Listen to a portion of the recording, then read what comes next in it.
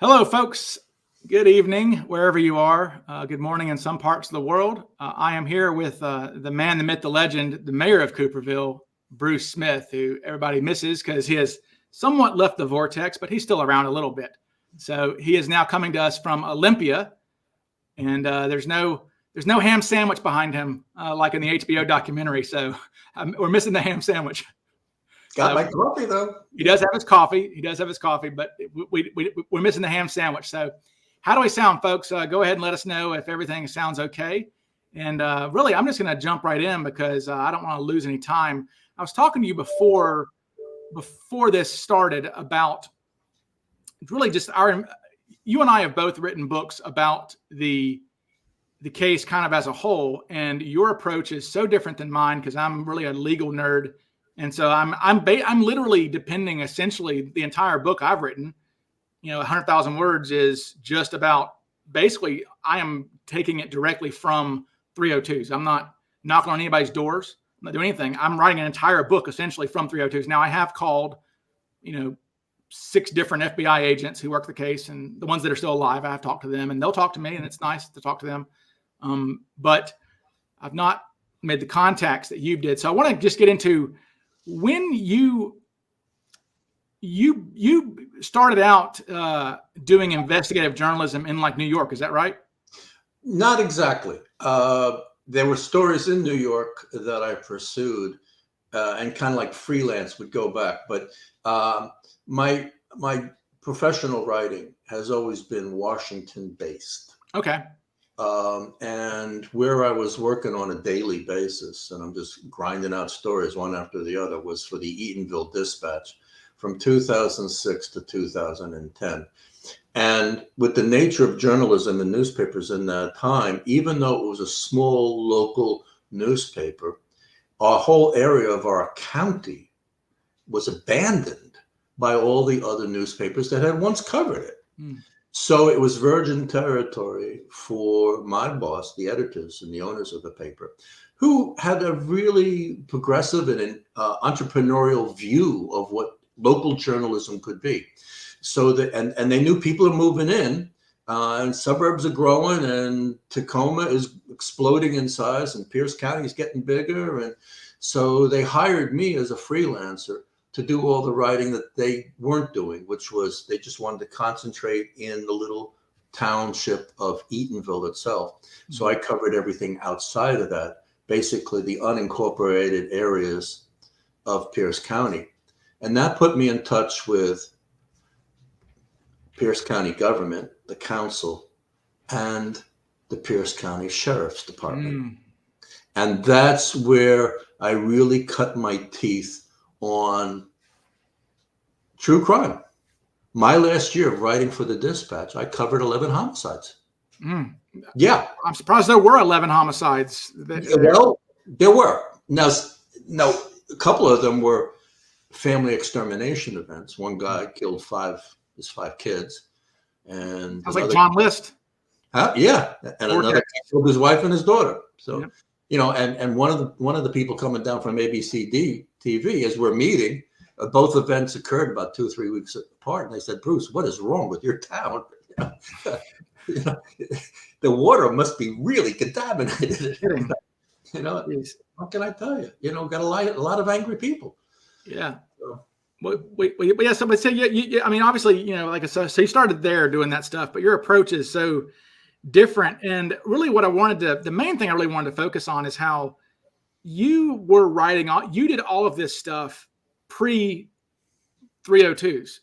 Yes. And that is a enormous distinction. I mean, it's almost, I've had people, I believe Darren may have said it, or maybe John Limbach said, or maybe it was me who said it, that really it's BC and AD almost. There's such a huge, and that you had to deal with everything that you wrote in your book in the first edition was based on rumors and half-truths that agents were telling you. And I was reporting what people are telling me. And I gave as much vetting as I was able to. As you were able to. Yeah. Now, the nature of the writing that I was doing on a daily basis, now I was writing for a weekly newspaper, which meant that I was forced not to go deeper than the headlines, because everybody got the headlines through Facebook or the news or the 11 o'clock news, whatever. So I had to write a story that had meat on the bone that people wanted to read. So I had to go deeper, and that meant I had to talk to people. I had to ring a lot of doorbells, and I had to talk to people who really didn't want to talk to journalists, or were grateful that I finally showed up. It's like, I've been waiting to tell my story, and now you're finally here. And I said, yeah, let's sit down. Tell me, start at the beginning, and I got a pen and paper, and we'll just go from there. So that served me well in terms of the Cooper investigation, because Pierce County Sheriff's Department, I'm here to tell you, they're not showing me any of their paperwork. They're not returning my phone calls. Not you.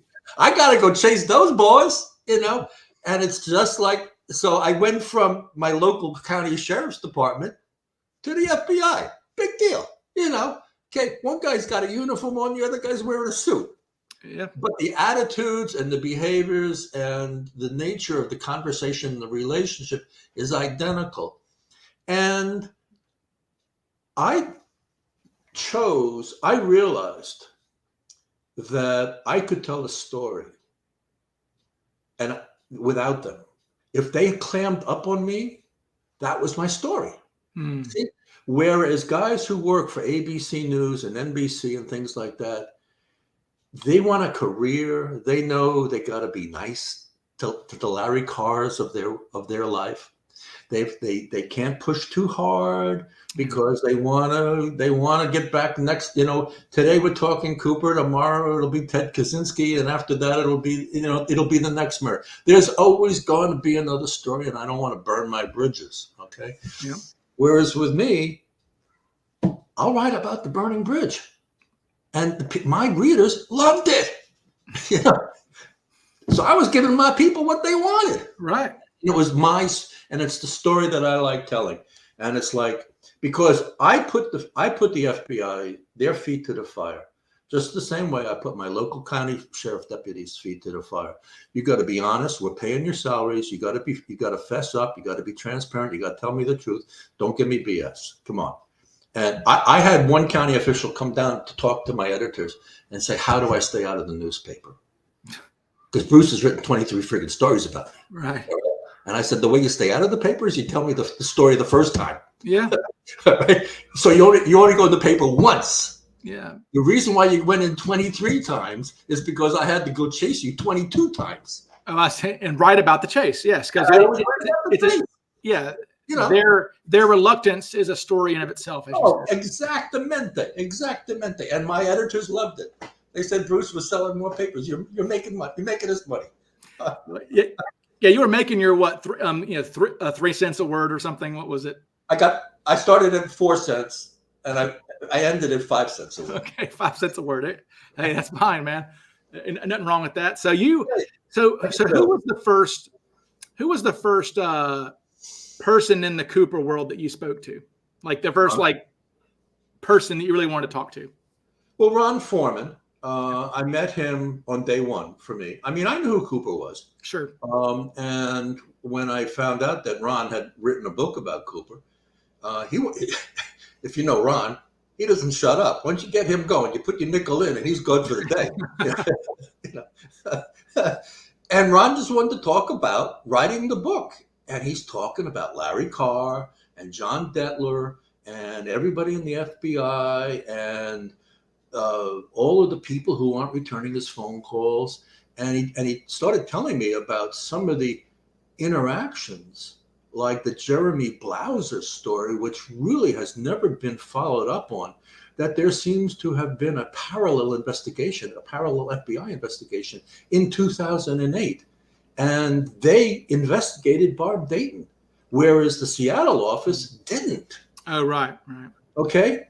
And Jeremy Blauser, to this day, as far as I know, has disappeared. I pursued him back to his home office of LA. They confirmed that he had been assigned there and that he wasn't around anymore. And I said, it looks like I've reached a dead end. And they said, yes, Mr. Smith, you have. Now, Barb, so that was the story I wrote. No, you're right. I mean, Barb is not Barb doesn't even have a suspect number. Barb, our last, they give these suspect numbers. The last suspect number ever given was 1062, which is LD Cooper. Kenny Christensen's 1061, and then there's a couple other randoms, and then Dwayne's 1055. So, I mean, there's no Barb never got a number. Wolfgang never got a number. Oh. Which is, I mean, you would think that Gossett's good. Gossett's good enough to get a number. Come on. Come on. Yeah. You get a file folder for Gossett. Yeah. But there's no file folder for Barb. There's no file folder for Gossett, which is, kind of. Yeah. Well, Galen's going to fix that. Okay. Well, Larry, I know Larry. That's one thing I learned. A journalist writes a different story than a lawyer, because a journalist has different capabilities than an attorney. Mm-hmm. And I don't have more or less than you. We have different. And I learned that with Galen. I'm the kind of guy that can go knock on a door like Tina Mucklow's door. I can knock on the door of Tina Mucklow's friend and introduce myself as a journalist. Now, they probably hate journalists, and so they're going to slam the door. Okay. But lawyers get respect from the cops. They at least let you in the door. Me, I don't even get to the door. I'm at the window in the reception area. All right. But at least you get in the door. And Galen got far into the door and sat down and had many face-to-face meetings with both Larry Carr and with Curtis Eng, and provided me an insight as to how that whole world worked, much more so. And you linking up with the 302s, molto bene. Yeah, it's a beautiful thing. It's a perfect match. Oh, well, see, look, I mean, I'm able to do this. I've never had any trouble getting Detler on the phone, or Larry, or Detler is easy to reach. Yeah, Nichols is the one that I can't get. Nichols, I can't get Nichols for some reason. I'd love to get Nichols. Join the club, baby. I've been to his door. I've been to his house, knocked on his door. I've talked to his neighbors. Yeah. Nowadays, he's coming back. I understand that he winters in Palm Springs or Palm Beach. Yeah, he lives in Seattle, though. For half the year, and he comes back to Seattle. And the next time you're in Seattle, you want to go knock on the door. Well, we can hold hands. Yeah, but in your door, a door is easy to reach. You can get Schroeder on the phone. Dorman has invited me to go skiing with him. Come on. Okay. Yes. He's fine. I mean, there's a few others that are still out there, but no, Ron Nichols. It's funny. Ron's the one who, and I feel almost embarrassed to admit this to everybody on the YouTube channel here, but I did not realize that. I always wondered who the case agent was throughout the 80s. I was like, who was it? Well, it's Nichols the whole time. He was there from 77 to like 95. He was there for a long time. He was there for the money fine. Yeah. He didn't show up. Well, see, now, did you write this? So there's something about the money fine. This is what I really want to talk to him about this. There's a rumor that the Seattle office didn't know about the money fine until they saw it on TV, I think. Portland never called them. That is the rumor. As far as I know, I talked extensively with Himmelsbach and Dorwin Schroeder about this. My understanding is neither one of them admitted. It's like, no, I called Seattle that day. No one said they made the phone call. All right. Right. So, which is an FBI thing to do. Right. They don't talk about what they didn't do. And I do know that the assistant SAC. So the digging started on Tuesday. And I saw this in a 302. Somebody, all the 302s that I've read, somebody has read and given to me and told me that I should read it. That's my knowledge of 302s is very limited because I just didn't have the mental and physical capability to dig into them like that. So I tip my hat to you. And I understand the assistant SAC of Seattle came down to the dig on Thursday. Mm-hmm. But Ron Nichols never showed.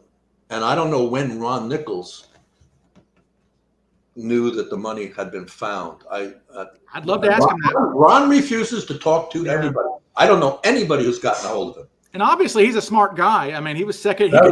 He was second in his class. He was second in his class at the Naval Academy. Right. Smart guy, Right. But he's the one.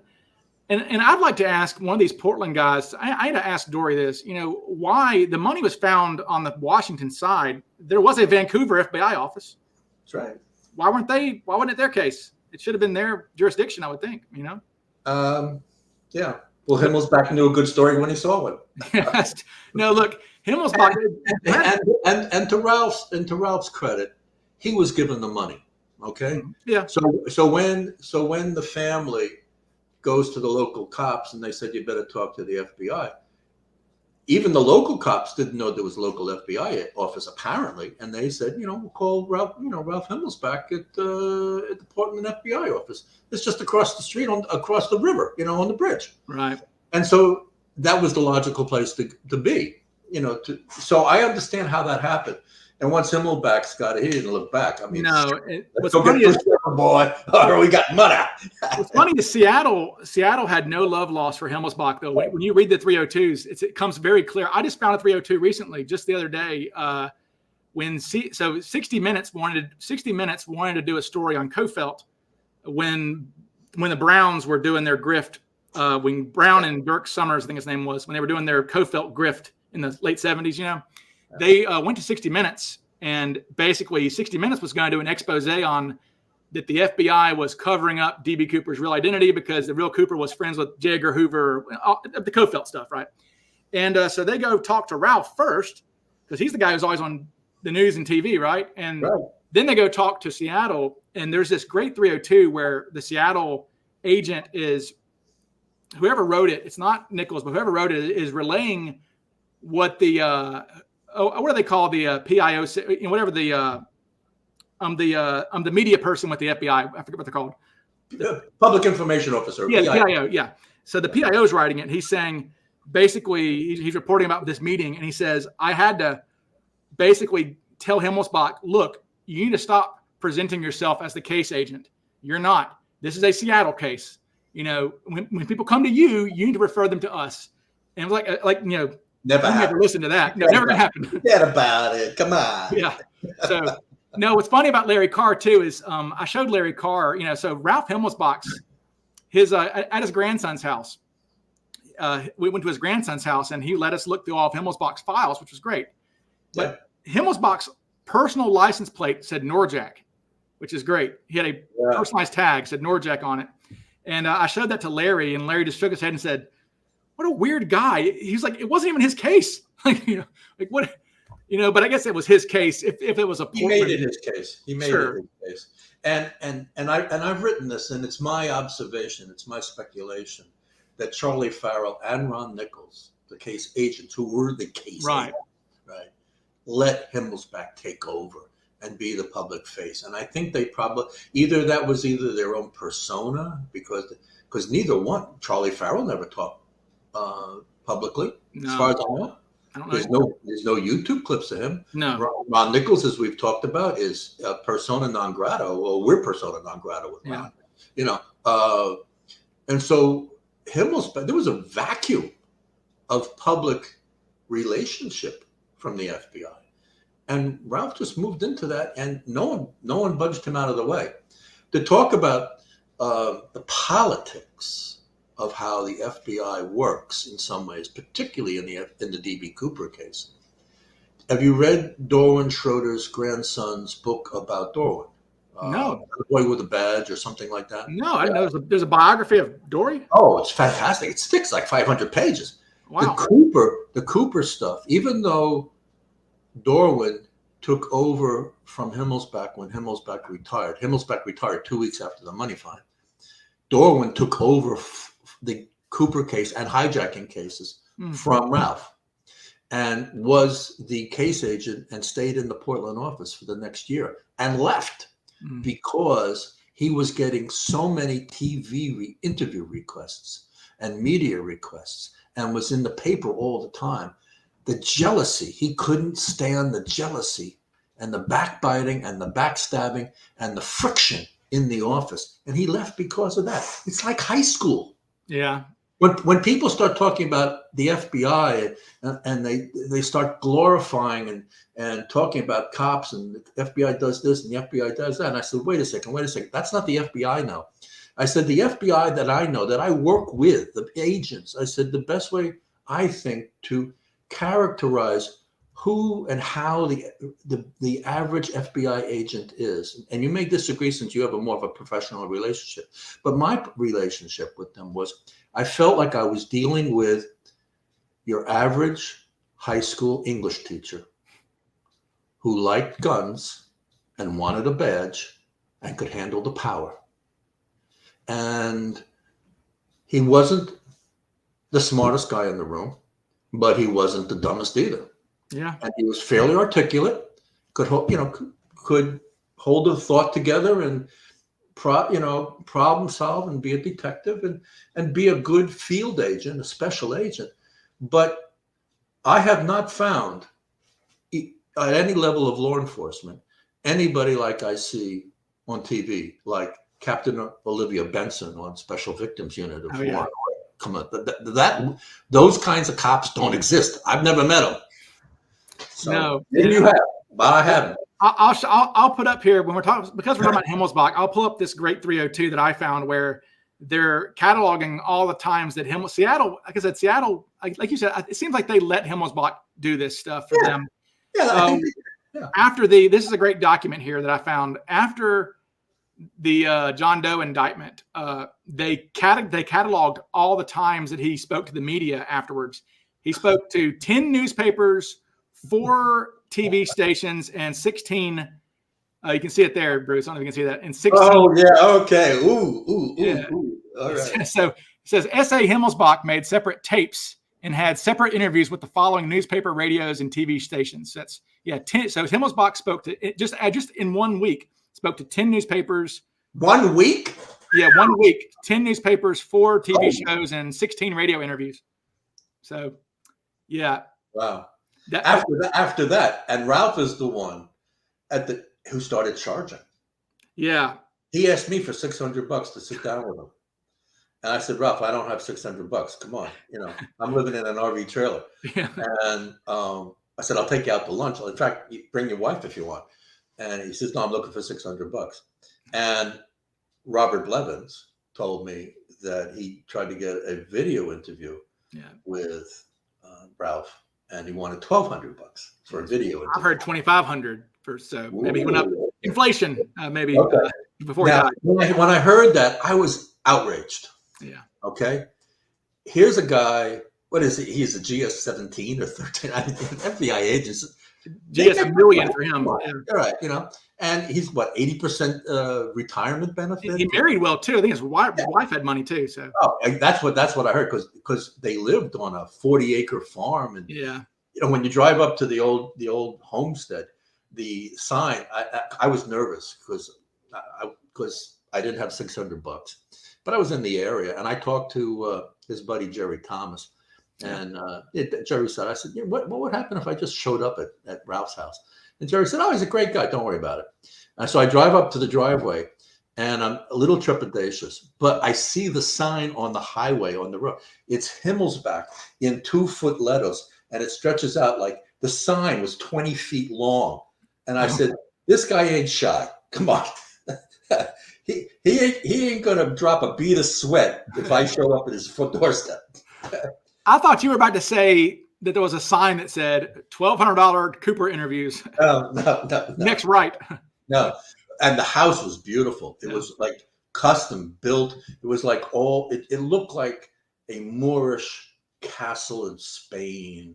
And you walked in and you saw shields and swords and a lot of silver and turquoisey things. And you can see his house he's interviewed in the 2016 documentary with little journalist kid and the Fuentes. Yeah. You can see his house in the background. It's nice. Yeah. Yeah. So, Billy Jensen was the journalist. That's it. Billy Jensen he ought to come to CooperCon. Eric ought to call Billy Jensen to come. Yeah. Because Billy contacted me and he wanted to go look for the cigarette butts.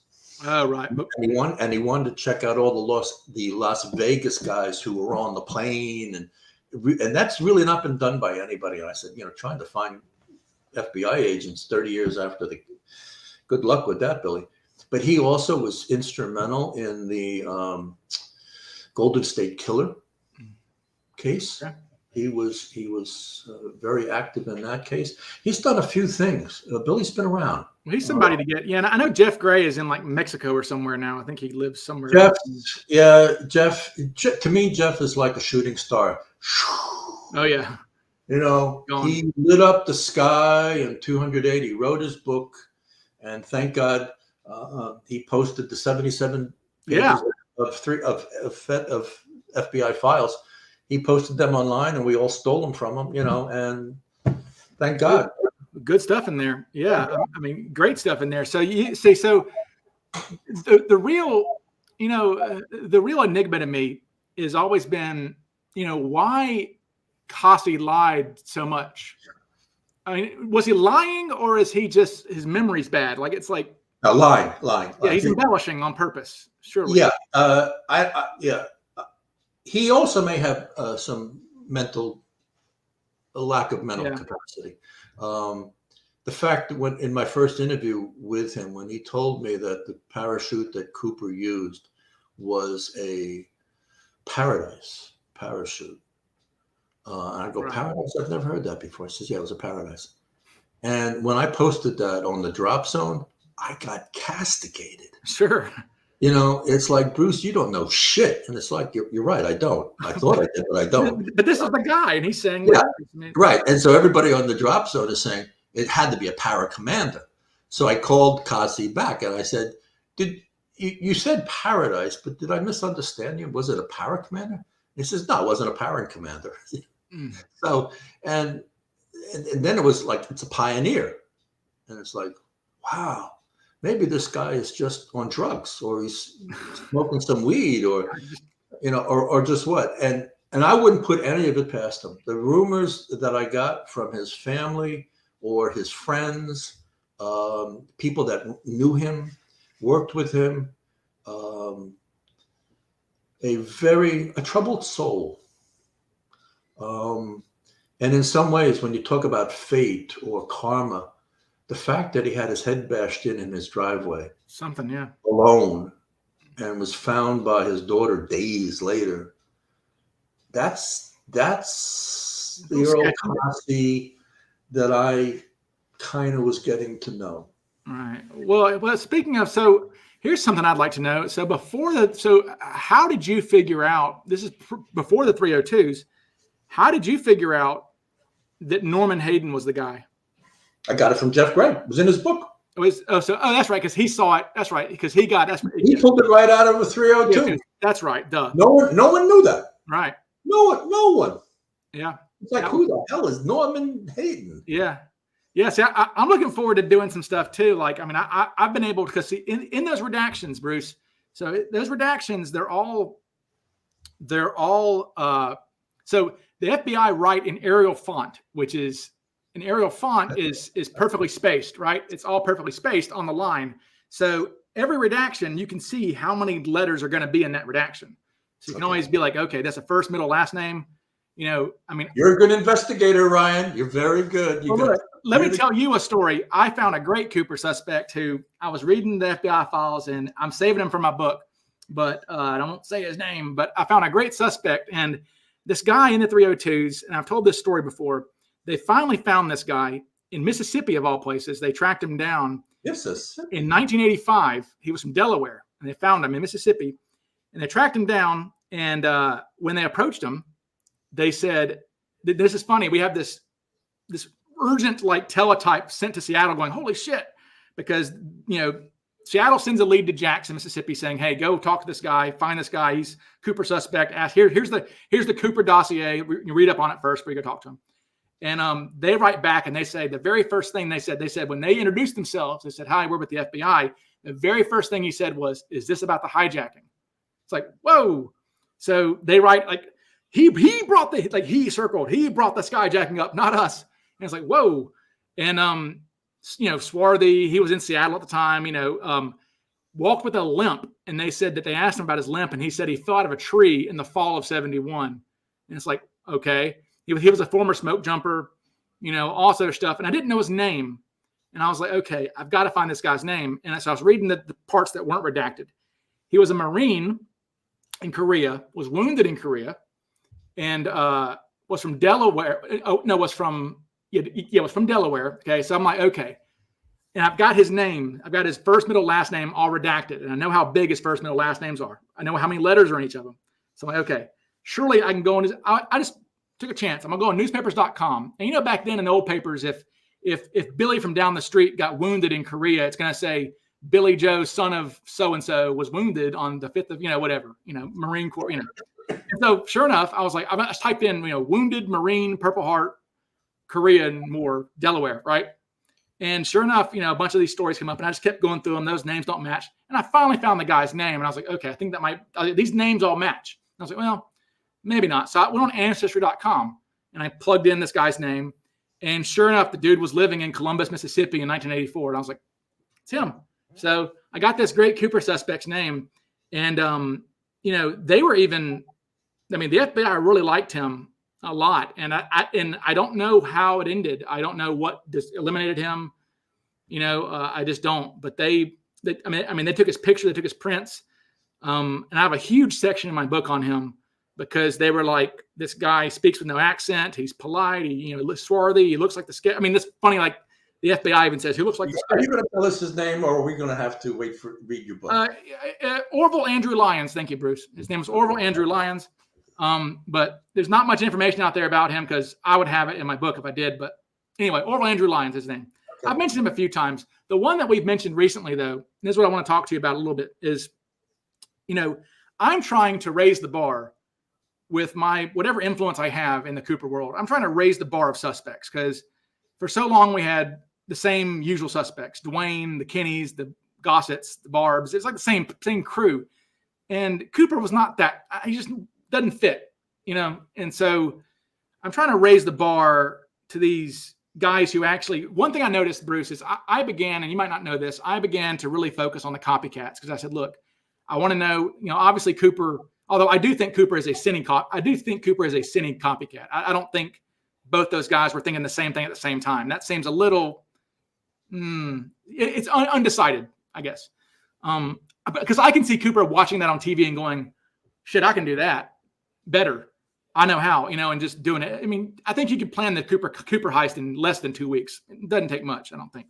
But copycats. So I started focusing on the copycats, and I said, okay, every single one of these guys, all of them had aviation experience. All of them, to a man. All of them. McNally had 1,800 flight hours in a P-2 Neptune. Heinemann was a radio operator on a B-17 in World War II. Obviously, McCoy was a helicopter pilot and a pilot. Hetty was a super skydiver, and and then LaPointe was on a helicopter crew in Vietnam and had parachute training. I did not realize that a helicopter crews had parachute training, but they did. I guess you could fall out at 5,000 feet. I guess but all of them had aviation training. Even the ones that failed, Melvin Fisher, these guys were on World War II flight crews. So I'm like, Cooper has to have aviation experience, and to me that eliminates guys like Dwayne Weber, who would have he was Army, things like this. So try to raise the bar of suspects. So recently, you seem to be interested. I told you about Skip Hall, who is the new suspect du jour, and you had never heard of him. And I said, well, let me tell you about Skip Hall. He, checks all these boxes, and a fake Hispanic. How cool is that? A guy who could pass, a white man from Kansas who can pass as a Hispanic. There's your 1/4 Mexican, as Robert Gregory called Cooper, right? So what do you think of, I would consider Braden to be the very first. It's almost like we had the usual suspects, then we had Braden come along, and Braden lifted the bar. Would you agree? Yeah. And I like to think that I helped contribute to that. And you did. Snowman really pushed this forward. When we first started talking about smoke jumpers and then commandos and looking at the nature of what Cooper knew about the plane and what he knew about skydiving and everything. And I think Skip Hall, for those who are unfamiliar with Skip Hall, I strongly recommend that you make a ham sandwich and a mug of coffee and sit down for 3 or 4 hours with Darren Schaefer at the Cooper Vortex and listen to Darren's excellent interview with author John Limbach about Skip Hall, Skip Hall is, to my money, is kind of like E. Howard Hunt. He's in that kind of crew. He's connected politically, and yet he does a lot of dirty tricks and plumber kind of things, and the Watergate thing, and the CIA, and Central America, and JFK, and Bay of Pigs, and yada yada yada. I think when Nate LaFook started talking about E. Howard Hunt, I just rolled my eyeballs. Sure. Yeah. Oh, no. But now it's like, why not? Why wouldn't elements within the government who felt, and I'll give you a scenario, that Cine didn't trigger D.B. Cooper or Dan Cooper. What Cine triggered was somebody in the Pentagon saying, oh my God, what we've been afraid of almost happened. We gotta put the pedal to the metal with this plan to federalize aviation safety, and we got to go with Plan B. I mean, we need that Cooper skyjacking to really get things up the highway speed. And who would you call? E. Howard Hunt, Gordon Liddy, the boys that concocted all of this stuff. And Skip Hall is right in there. He was a very useful goon, basically. A smart thug. Smart thug. Perfect way to say Skip Hall. Smart thug. Savvy, politically connected, thuggish, no fooling around, American. Right. Yeah. And so what do you think? I mean, so really, someone's asking, what do you think of E. Howard Hunt as a suspect? After listening to Darren talk with John Limbach about Skip Hall, my feelings about E. Howard Hunt have tripled. Yeah. It's like, one of these guys from the secret wing of the CIA that has the backdoor key to Richard Nixon's, drinking lounge. It's why not? Yeah. They've got all the skills. They know how to shoot guns. They know how to jump out of airplanes. They ain't afraid of shit, and then they know if they get caught, they're okay. Yeah. It's like, I always equate Ted Braden, when you research Ted Braden, there are so many dead ends with him that I've never seen anybody get in trouble so often. And then nothing happens to him. It's almost like I've always had this fantasy of Ted Braden, because it helps when your best friend is the founder of the CIA with Jack Singlaub, right? But I always envision Ted being arrested, doing some con, and then, the footsteps come down the jail aisle of the jail cell, and all right, Ted, we got a job for you to do, right? It's almost like Rambo or something, And because there's never any convictions for Ted. It's always like Ted Braden arrested for $200,000 theft, and then it's like, well, what happened? Well, nothing. There's no court records. It's like, Braden was a legitimate spook. There's no doubt about it. Yeah, I saw this with my local writing. It reminds me of The Green Mile. Are you familiar with that movie, Tom Hanks? Yes. Yeah. Where there are elements in law enforcement that realize that certain kinds of prisoners can be very useful.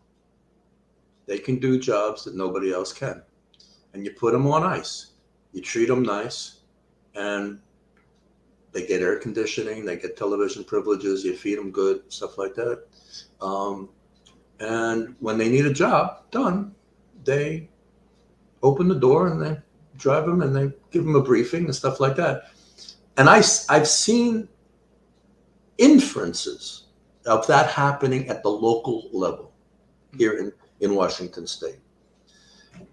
And I strongly suspect that at the federal level, at the national level, there is a whole bevy of bad boys and girls who, as a collective, can do jobs like Norjack or assassinations or running drugs. Whatever the powers that be need,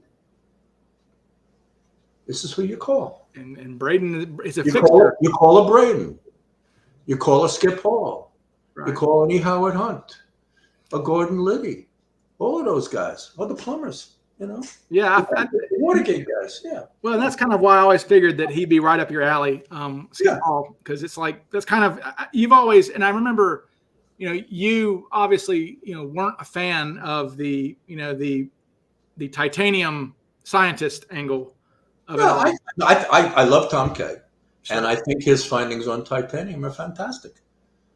Yeah, and well, I mean, look, as we've discussed, as just we've recently learned with John Limbach just found, and it's not in his book because it was too late for it to go in his book, but where Skip Hall was working in 70 and 71 was a Northrop manufacturing plant as like middle management, which is funny because that's literally that's what the FBI says in their files. They're like, when they speculate, they go, maybe middle management at a airline manufacturing plant. It's like, well, I know a guy who fits that profile well, and he's wearing. I mean, look, it's funny is, I mean, this is a snapper tie right there. And that might be a tie even.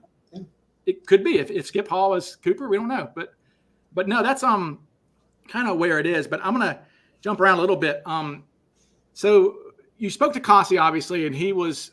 I mean, famously, you were there at the crime scene, and the family shooed you away, correct? You were a goon armed. You were goon armed by the police out of there, right? I was placed on house arrest in my truck. Okay, because you were too close to the crime scene, I suppose.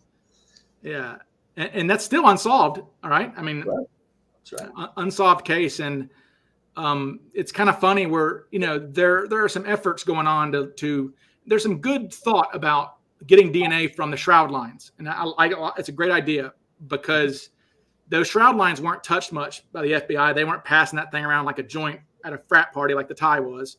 That tie is just too contaminated, in my opinion. It's just not reasonable. But shroud lines, though, Cooper had to grab those things to cut.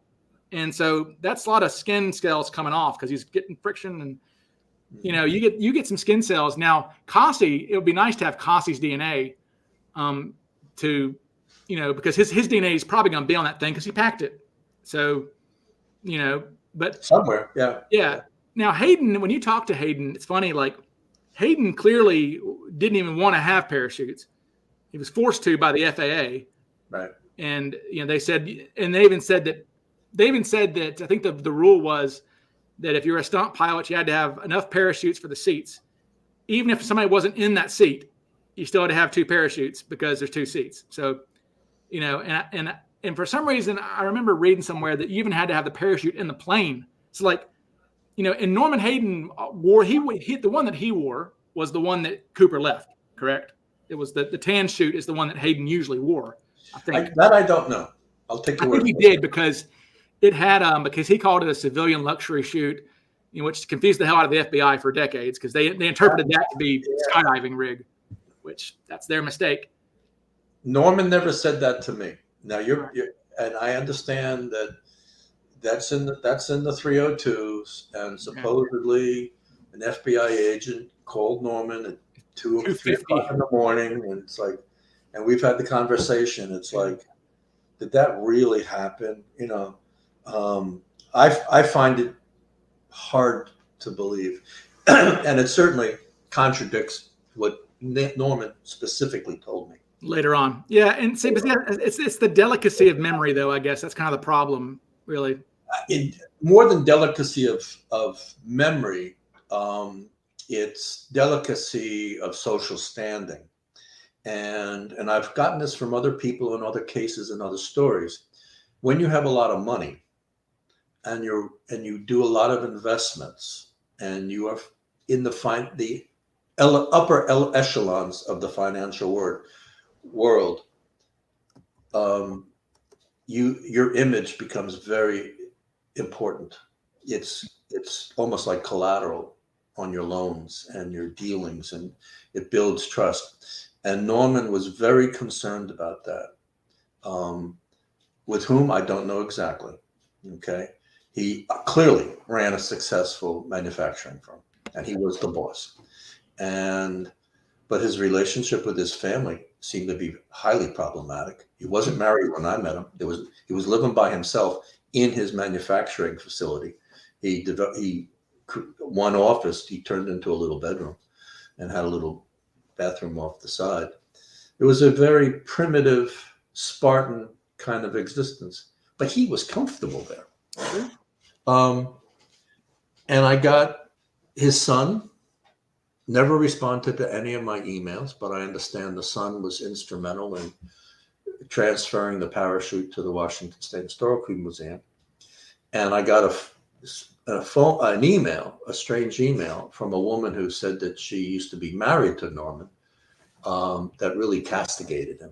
And she would not respond to any other emails. So I'm not quite sure what that means, other than she didn't like the guy and clearly stated that he was not trustworthy. So, yeah, another player in the vortex. And what's, I wish he was still alive, Bruce, because the one thing that Flyjack got to this, and I mean, I'll give Flyjack the credit here because he got to it first. Is that discovering that Cooper's packing card was with Hayden's chute. Like, for some reason, the packing card that Cooper jumped with from that parachute was either laying on the floor or laying on the somehow ended up in, and they never knew it, because this is what I write, is that those FBI guys, they're accountants, they're lawyers, they're not parachutists. They were at a disadvantage. This was not their world. And so when this guy literally writes this 302 saying the packing cards, plural, were like this. It's almost like you wouldn't have two car registrations in a glove box, right? But they don't know that. And so they had Cooper's packing card the whole time and never knew it. And so I almost have this fantasy. It's like, at some point, whenever Hayden got that parachute repacked, I think it was in like 82 or 83, I guarantee you some rigger pulled out and was like, what is this? And Hayden probably goes, I don't know. And it's just, some guy probably pulled out Cooper's packing card and just got rid of it, because why are there two packing cards in this parachute pack, Norm? I don't know. And so they had, and it's funny, I told John Detler this. I told John Detler a lot. And when I told him that the DZ was wrong, because they were basing it off the oscillations at 811 and not the pressure bump, which was minutes later. I said, y'all were like 10 miles further south. We're like near Orchards or Brush Prairie. He goes, what? And I was like, yeah. And I explained it all to him. And he goes, well, that makes sense what you're saying. And he was like, well, damn. He said, well, damn. He goes, we were looking in the wrong place. I said, yeah. I said, you were looking in the wrong place. And I said, think about how many leads y'all lost, right? I mean, you're going around asking people in Longview or Woodland about, did anybody come into your gas station? Well, you should have asked somebody in Orchards, did somebody come in your gas station, or do you see a guy on the road, right? And even if somebody in Orchards saw something weird that night, well, all the Cooper stuff's 10 miles north of here. I mean, that probably wasn't Cooper. Why would I call the FBI about it? Because all the Cooper stuff's 10 miles, so they never even thought about it. So there's that. And I told John about the parachute. I said, y'all had Cooper's parachute the whole time. And he just said, oh God, but Ryan, you have to get Detler to the next CooperCon. I begged him last time. Because I tried to talk him into it a couple of years ago, and I thought I almost had him on the hook. I gave him the dates and the address. I almost basically said, I'll come and pick you up. I was begging to. And yeah. I was trying to get him there with Larry, because Larry was there last year, and so I was like, how cool would it be to have one of the original case agents with Larry, and y'all can talk about FBI stuff in front of everybody. That'd be great. But he was like, I don't know. But the one thing Detler told me, go ahead. But Detler follows the case, and also Robert Furman. Get the two of them together, because they're buddies. They go drinking together. Yeah, I've talked to Furman. And they follow the case, and they were intimately connected with the History Channel people, that whole production crew. Yeah. They went out to dinner with them and went out to dinner with Tina. Oh, come on, we got to get them. We got to get them to the conference. Sit them down at the Victor 23 Tavern. And I'm trying. Let's roll. Come on, let's get it going. No. I tell you, my favorite thing, and anybody who's ever watched my program knows what I'm about to say, because I've said it. If I've said it once, I've said it a million times. But when I talked to Detler, the thing that blew me away is I talked to him for about 3 hours on the phone, and I know. Wow. I know, and and about 3 hours. And I've done that like twice, long conversations with him. And I finally asked him, I said, look, lawyer to lawyer, just the boys here, right? I said, what did you guys actually, I know what y'all told the media about Cooper auguring into the ground and all that garbage. So what did you guys actually think about Cooper? And he goes, about a survival. Detler goes, oh, we knew very quickly he lived. He says, we would have found something. He's like, there were no vultures, no buzzards. There was no, nobody found a corpse in their backyard. I mean, we knew very quickly he got away. But again, it's like, what are they going to say to TV? Well, shit, I guess he got away. They can't say that because that's just going to encourage, I asked him, he was like, well, I mean, we had to say that stuff. We didn't want to encourage the copycats. And I said, well, that didn't work, did it? And he goes, no, that didn't help by saying, it's almost like, don't do drugs, kids, because you'll auger into the ground if you hijack a plane. Right. I mean, so there was a public, there was a reason to be doing that. But he says they knew they got away. And if you read the FBI files, 85,000 documents of them looking for living people. So, they knew he got away. So that was a really stark admission to hear.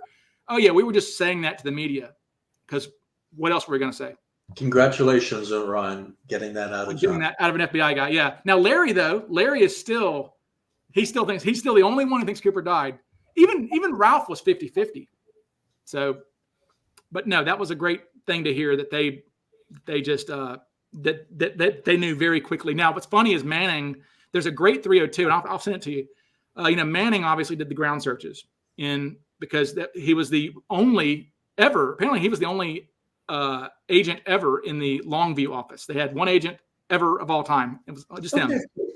He says his obituary says he's the only one ever. So, but anyway, so Longview was closest to, for folks who are watching, Longview was closest to the drop zone. Yeah. So it was his task to do the searches, and they did 3 searches.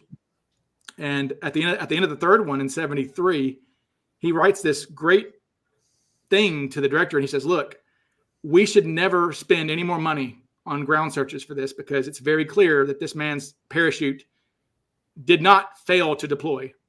That's what he says. He says, "It's clear to me now that the hijack, the unsub's parachute did not fail to deploy, meaning it deployed and he got away." So he says no further expenditure should be spent on looking for evidence on the ground. So, thoughts? Well, the ground search had its own value. I'm here to tell you that the people of Amboy, who are still alive, who were there, who had their properties searched, and FBI agents using their bathroom, were grateful to see their tax dollars working, and that they saw cops making sure that they were safe. And that feeling is palpable to this day, 50 years later in Amboy, when you talk to people. Well, did you ever speak to? So that's for me. That's money well spent. I think cops have a couple different kinds of jobs. One is catching criminals. Another is making sure people feel safe. Yeah. And the FBI clearly did their job in Amboy. Did you ever speak? So I spoke to. Did you ever speak to Jim McClellan of the McClellan Airfield? No. Okay, so I got him on the phone and his wife. I'm not even sure what that is. So Jim is the guy. So the mystery plane, right? The mystery aircraft that was circling, that all the ladies ran to the press about. The Rackstraw Griff likes to say that was Rackstraw's. So there was a plane. 302s are full of them. There was a light aircraft, like a Cessna, that was flying around Woodland and Ariel that night, or the night. Well, they thought it was that night. It was actually the day before, and it turns out there was a huge LA Times article about this mystery plane, and then the Rackstraw Griff picked it up and said it was Rackstraw's getaway plane or whatever. And it turns out it was Jim McClellan, who was a local. He was 25 years old. He was a pilot. His family owned an airstrip, or he owned an airstrip, which was really just in his front yard, right there in La Center. Okay, in between La Center and I forget what other town that is to the east, but maybe Amboy, I think. Yeah, might be. So in between there. So what's funny is his house. If you look at the actual the drop zone that Northwest Airlines gave to the FBI that they used, the epicenter is literally his yard. And he said that his wife called him like the next day or a couple of days later and crying because she was like, "Oh my God, what did you do?" Because he was an engineer in Vancouver. And she goes, "There's FBI banging on our door."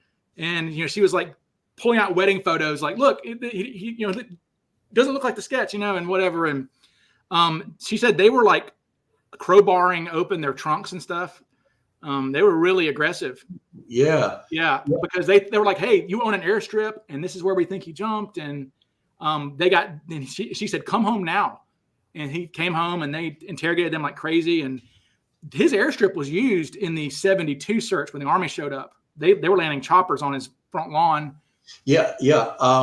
And that kind of behavior, that aggressive, almost violent behavior from the FBI agents was demonstrated again in the spring of 72 when they came in with the 300 soldiers and the 24 FBI agents and yada, yada, yada to do the ground search for the 2 weeks in April and 2 weeks in March and 2 weeks in April.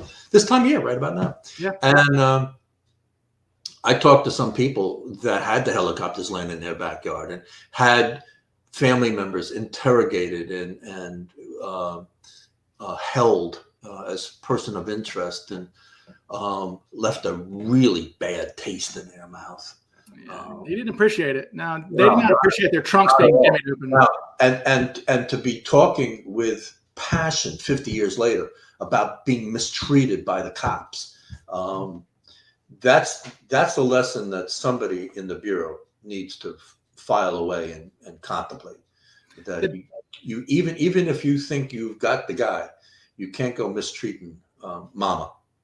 Yeah, the takeaway that I came away with McClellan, Bruce, is when I talked to him, because this is a guy who was a pilot then, obviously, and I asked him, he's been flying all these years. He was valuable because I was able to say, I said, Jim, let me, his wife's a pilot too. And I asked them both on the phone, and I know Chris Cunningham has talked to them as well. And I asked him, I said, take me back to 71. I said, you're 10,000 feet above, you're 10,000 feet, triple cloud cover beneath you, flying Victor 23. And obviously he knew what V-23 was. I said, you're flying V-23, 10,000 feet, 71. When do you start to see through the clouds in the distance? When can you see Portland, Vancouver lights start to come even through the clouds? He said, about Battleground. And I said, really? Okay. That's good information. Good information. Absolutely. I said, thank you. And then I asked him, I said, what about the dam? I said, there's all these stories about the dams. He goes, no, there's no lights on the dam. He says, that's a myth. He says, it's dark. Even there's no floodlights there. I mean, they were looking for the old guy who fell in that night, obviously, famously. But McClellan really informed me about what it would look like. And I asked him, I said, what was the first town past the Lewis River that had enough light pollution for you to look down and could see a little bit? He said, Battleground. I said, okay. And that's always been my thought, especially after talking to McNally, a guy who did this. He's looking for lights. You don't want to be too far out in the boonies when you jump, but you don't want to be too close to where you're going to land on a cop car at a four-way stop. So you want to jump past past the woods, obviously, but before Vancouver, Portland, and that's a great spot. Battleground Orchards, perfect. So in my brain, I'm thinking, I do think Cooper was looking for lights, and that might be why he jumped there. And McClellan liked the idea. He said, yeah, I could see that. But he was a real generous guy, and we've been able to talk to him. But you've talked to so many more people, obviously Hayden and Kasi, and then now Ing. Did Ing ever speak to you? No, but he emailed me after I had been hacked and Galen had been hacked, and we filed a complaint triggering a cyber investigation by the Fed. I don't know who. I filed it with the FBI, but I was surprised to learn that the FBI does not do cyber crime investigation. And I was told that the Secret Service does, which really surprised me. At any rate, Curtis never responded to my requests for an interview, but he did send me an email after I had informed him and his office that I had filed a criminal complaint in regard to the D.B. Cooper case in terms of my files and computer. Mm-hmm. And he wrote back to saying, yes, you had been violated. This was a crime. It was as if somebody came into your house and stole your property.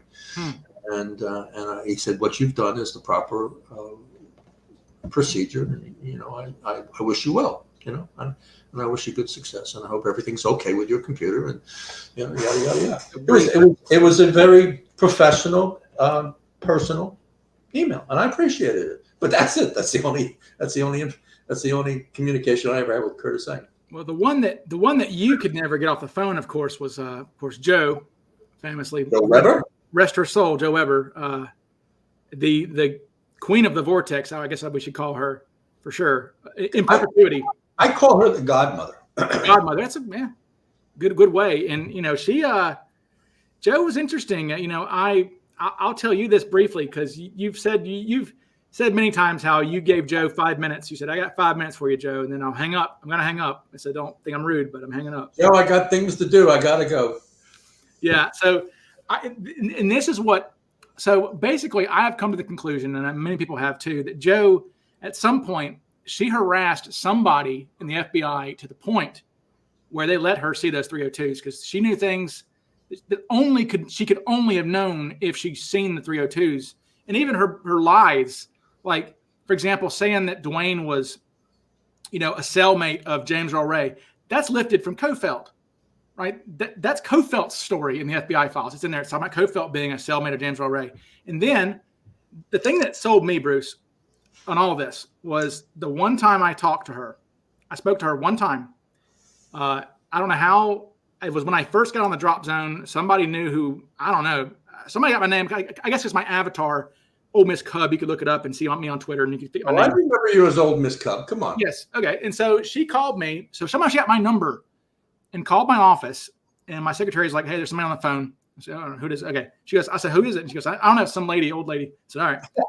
And I answer the phone, and it's Ryan. I was like, "Yes." I knew immediately it's Joe Weber. She's like, and like, of course, she talked my ear off. But the reason she was calling me. This is so insane. I'm like, I almost like if I had been drinking milk, it would have come out my nose when she said this to me.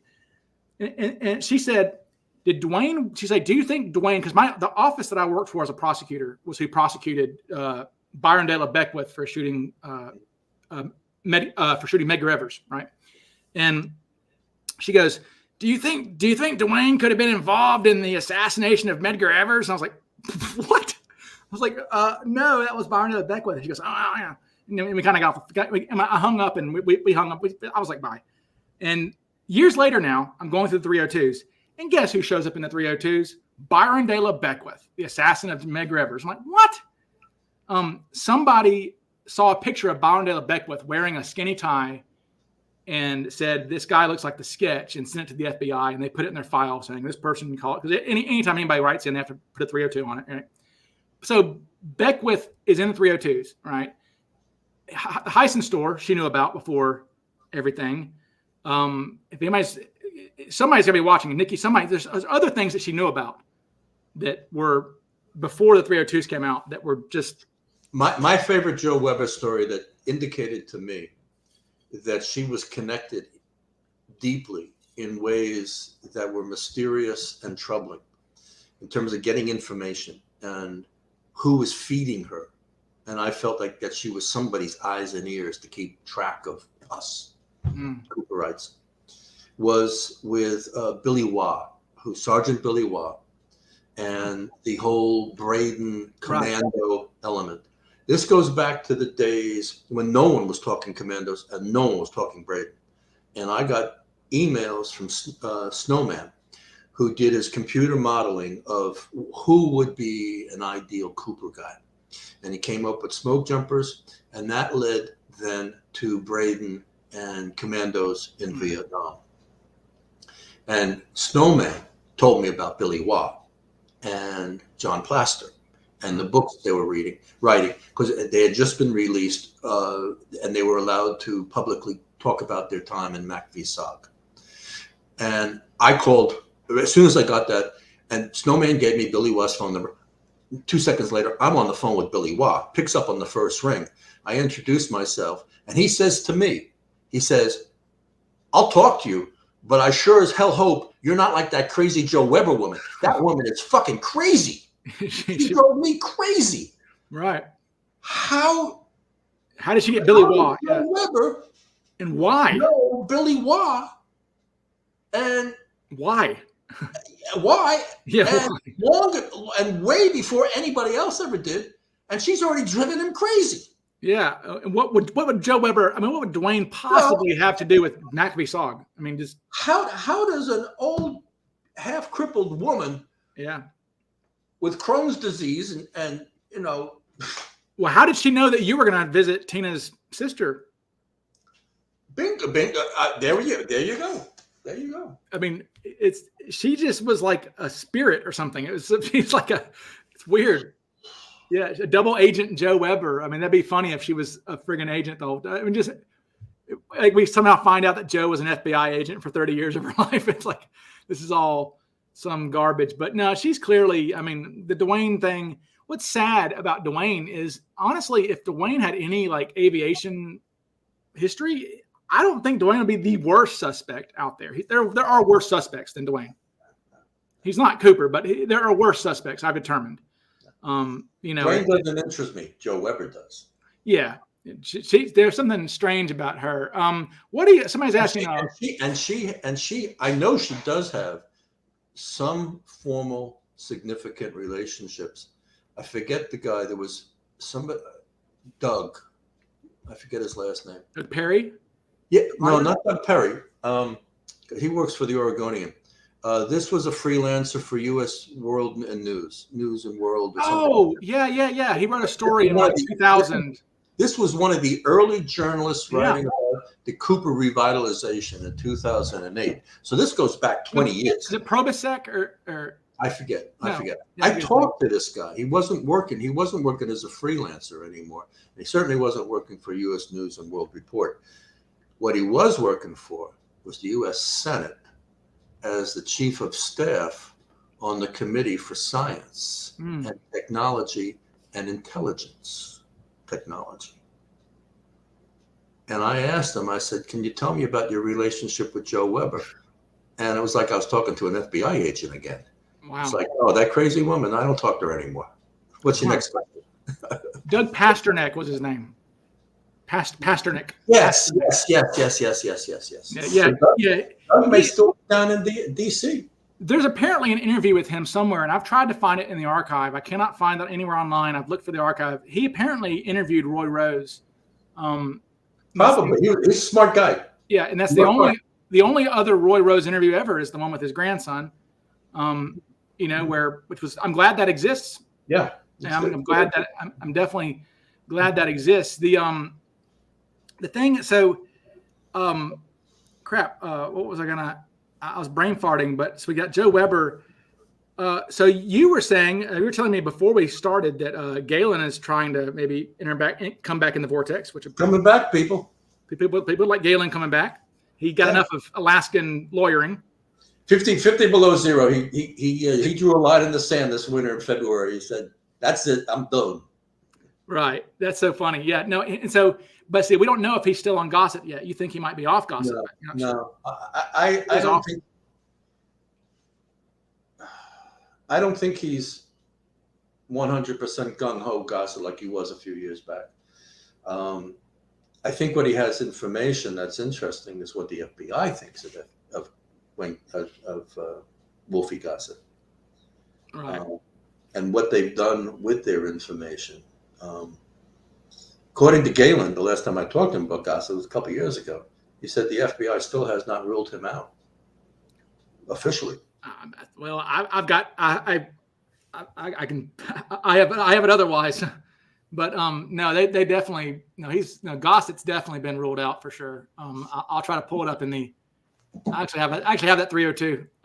Gossip's done. But although Gossip's elimination, though, his elimination is the DNA elimination, which I put no stock in because that DNA they had is not Cooper, in my opinion.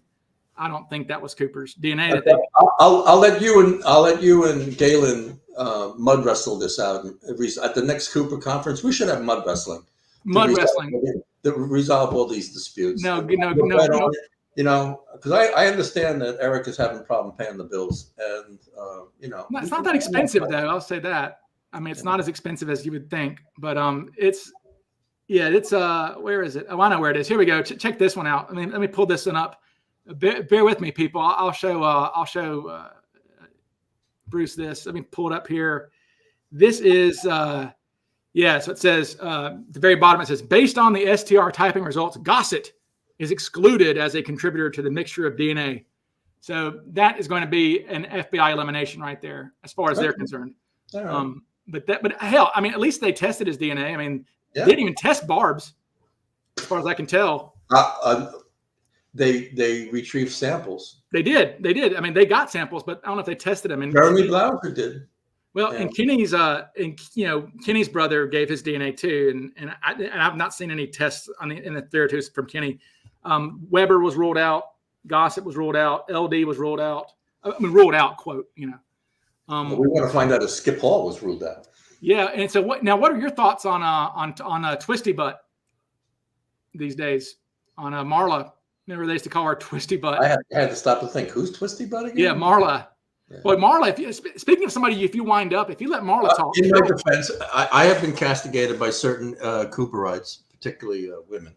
Oh, for that it's unfair to describe Marla as Twisty Butt. I was just reminding you of what these are. Comes from Joe Weber. That's right. Who popularized it at the Drop Zone before she was kicked off the Drop Zone. And I thought it was a good term because Marla worked it. She worked her looks. I mean, her story was there's no meat on the bones. It's the problem. It's a story.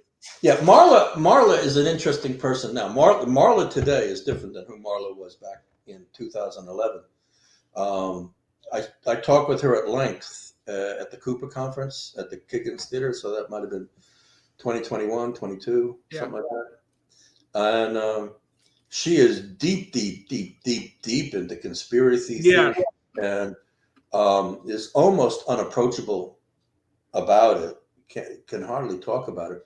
But she exposed me to a whole new dynamic that I had only been vaguely, dimly aware of how strong the U.S. government and covert operations were in Europe right after World War II to ensure political stability, particularly in Greece and Italy, so that the governments wouldn't either revert back to fascist governments or would not go commie.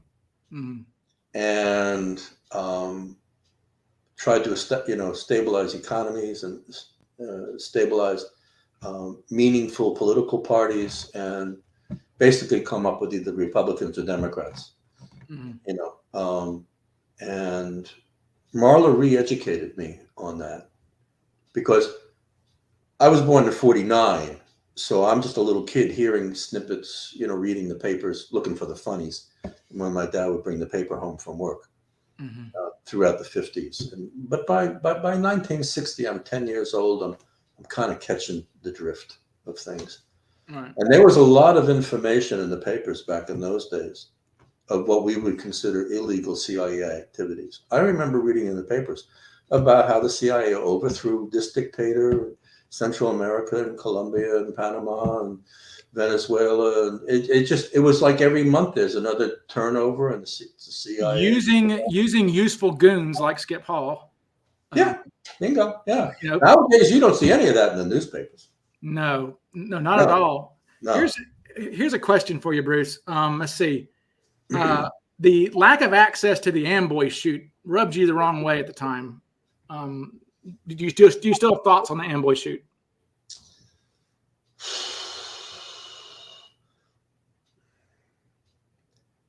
The fact that nobody knows where it is trouble right off the bat. It's an evidentiary loose end that needs to be explained. So that and I dropped that right at the feet of the FBI. It's like, come on, guys, fess up. Yeah. What do you got? And it's an interesting story. What's going on in Amboy where nobody wants to talk about it and everybody's covering up for everybody? It's like a Peyton Place kind of thingy, you know? Right. And that's interesting, but it's one of those rabbit holes.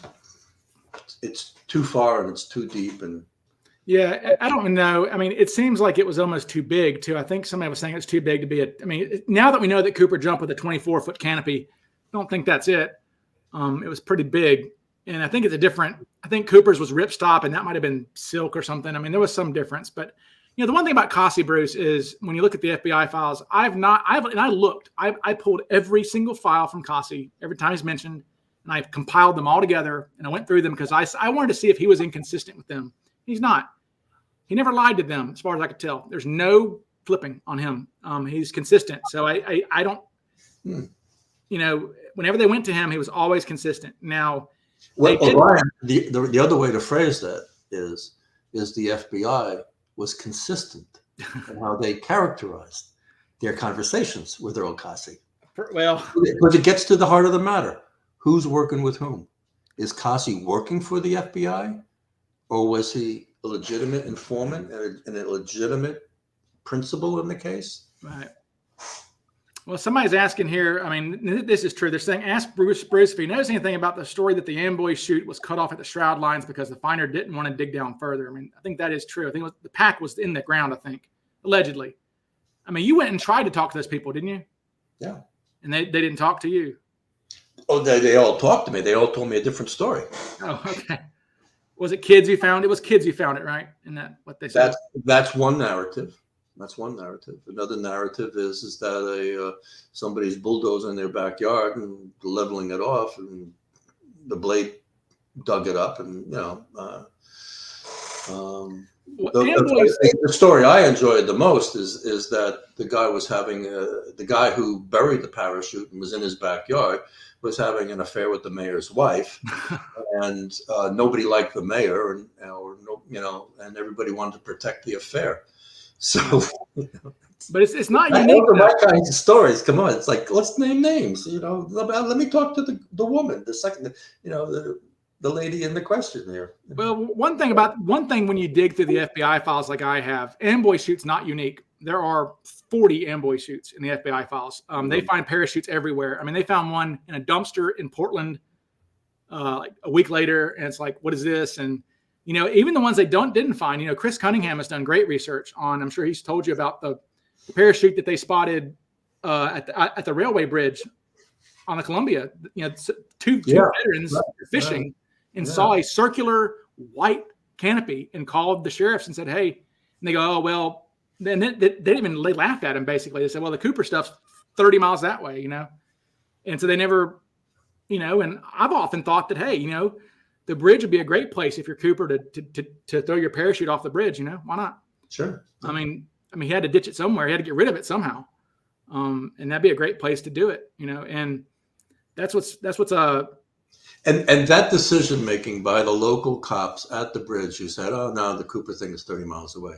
That's the kind of cop that I have had a lot of professional experience with. Lazy. Yeah. Yeah. Just getting just cashing their check. So let's see. Yeah. Somebody says Drew Beeson. I guess he's joking here, but he says, "Did you ever?" Drew says, "Did you ever consult Ramtha about who Cooper was?" No, I haven't. Okay. So, but you did talk to Ted Braden, and Braden said it was a guy named Charles Barkley. Is that correct? In my remote viewings, right. So if now we're going down the woo woo. Okay, time out, everybody. Let's wave the flag. It's time for woo woo. Yep. In my remote viewing, which is fancy schmancy intense meditations, I went looking for Cooper, and had a number of experiences in a number of different sessions.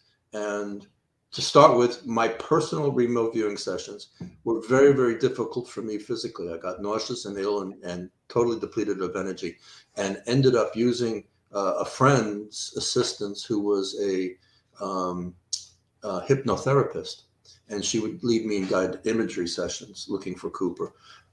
And that's where we found the Berkeley Barley, whatever his name was. Yeah, whatever. Yeah, it came through in a kind of a garbled fashion. And after that, then I had my wonderful dream that I believe was stolen by the writers and producers of the Marvel comics for Loki, when Loki said his best crime was pulling off the DB Cooper skyjacking. Right. And he disappeared by time traveling. Because in my dream, I was on the plane with Cooper. I was able to teleport onto the plane, walk down the aisle, and I'm wearing normally what I'm wearing, like flannel shirts and polar fleece and things like that.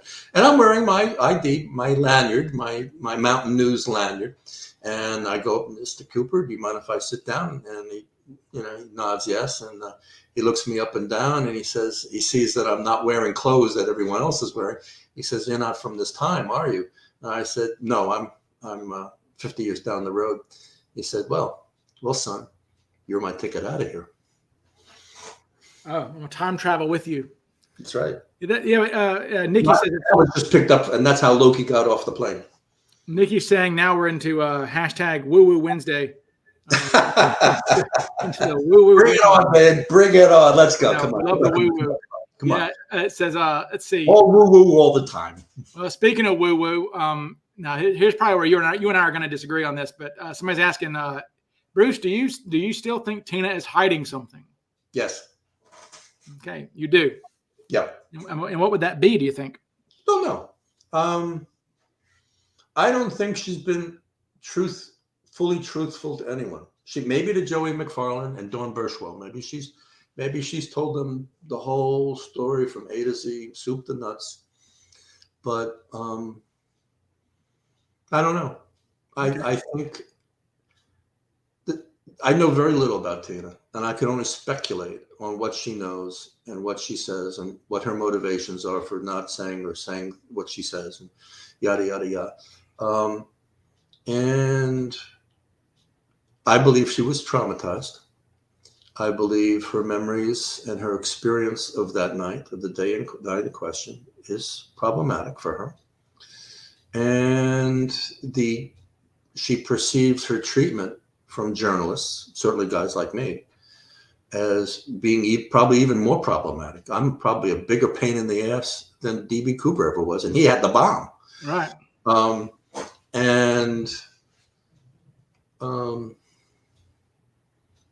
So what her story is, I don't know.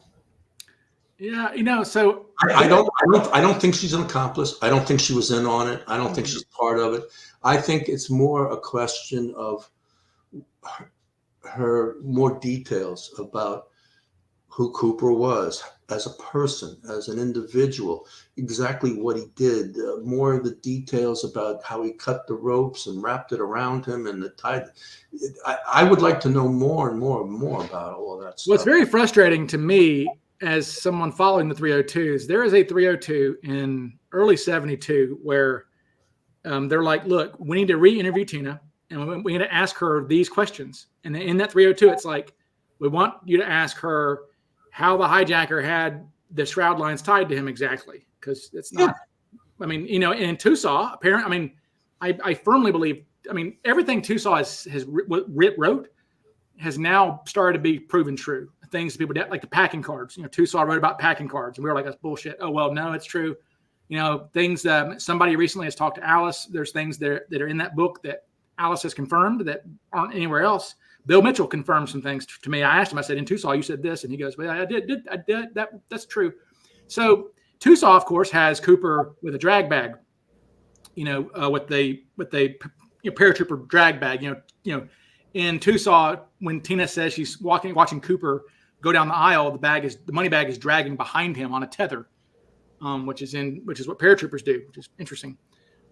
So that's in Tucson, and so I believe that. But it'd be nice if it was in 302s, but it's not. Is this drag bag different than the burlap bag that Cooper was by Alice? One of the passengers. Yeah. So this is. If you read Tucson, so Bruce has not met Little Coop. So this is Little Coop. Okay. I made Little Coop. Yeah. So Little Coop has a drag bag as described in Tucson. So okay. it's the money bag wrapped up. And But Cooper had a second bag that was either yellow his or mystery beige. bag. The mystery so bag.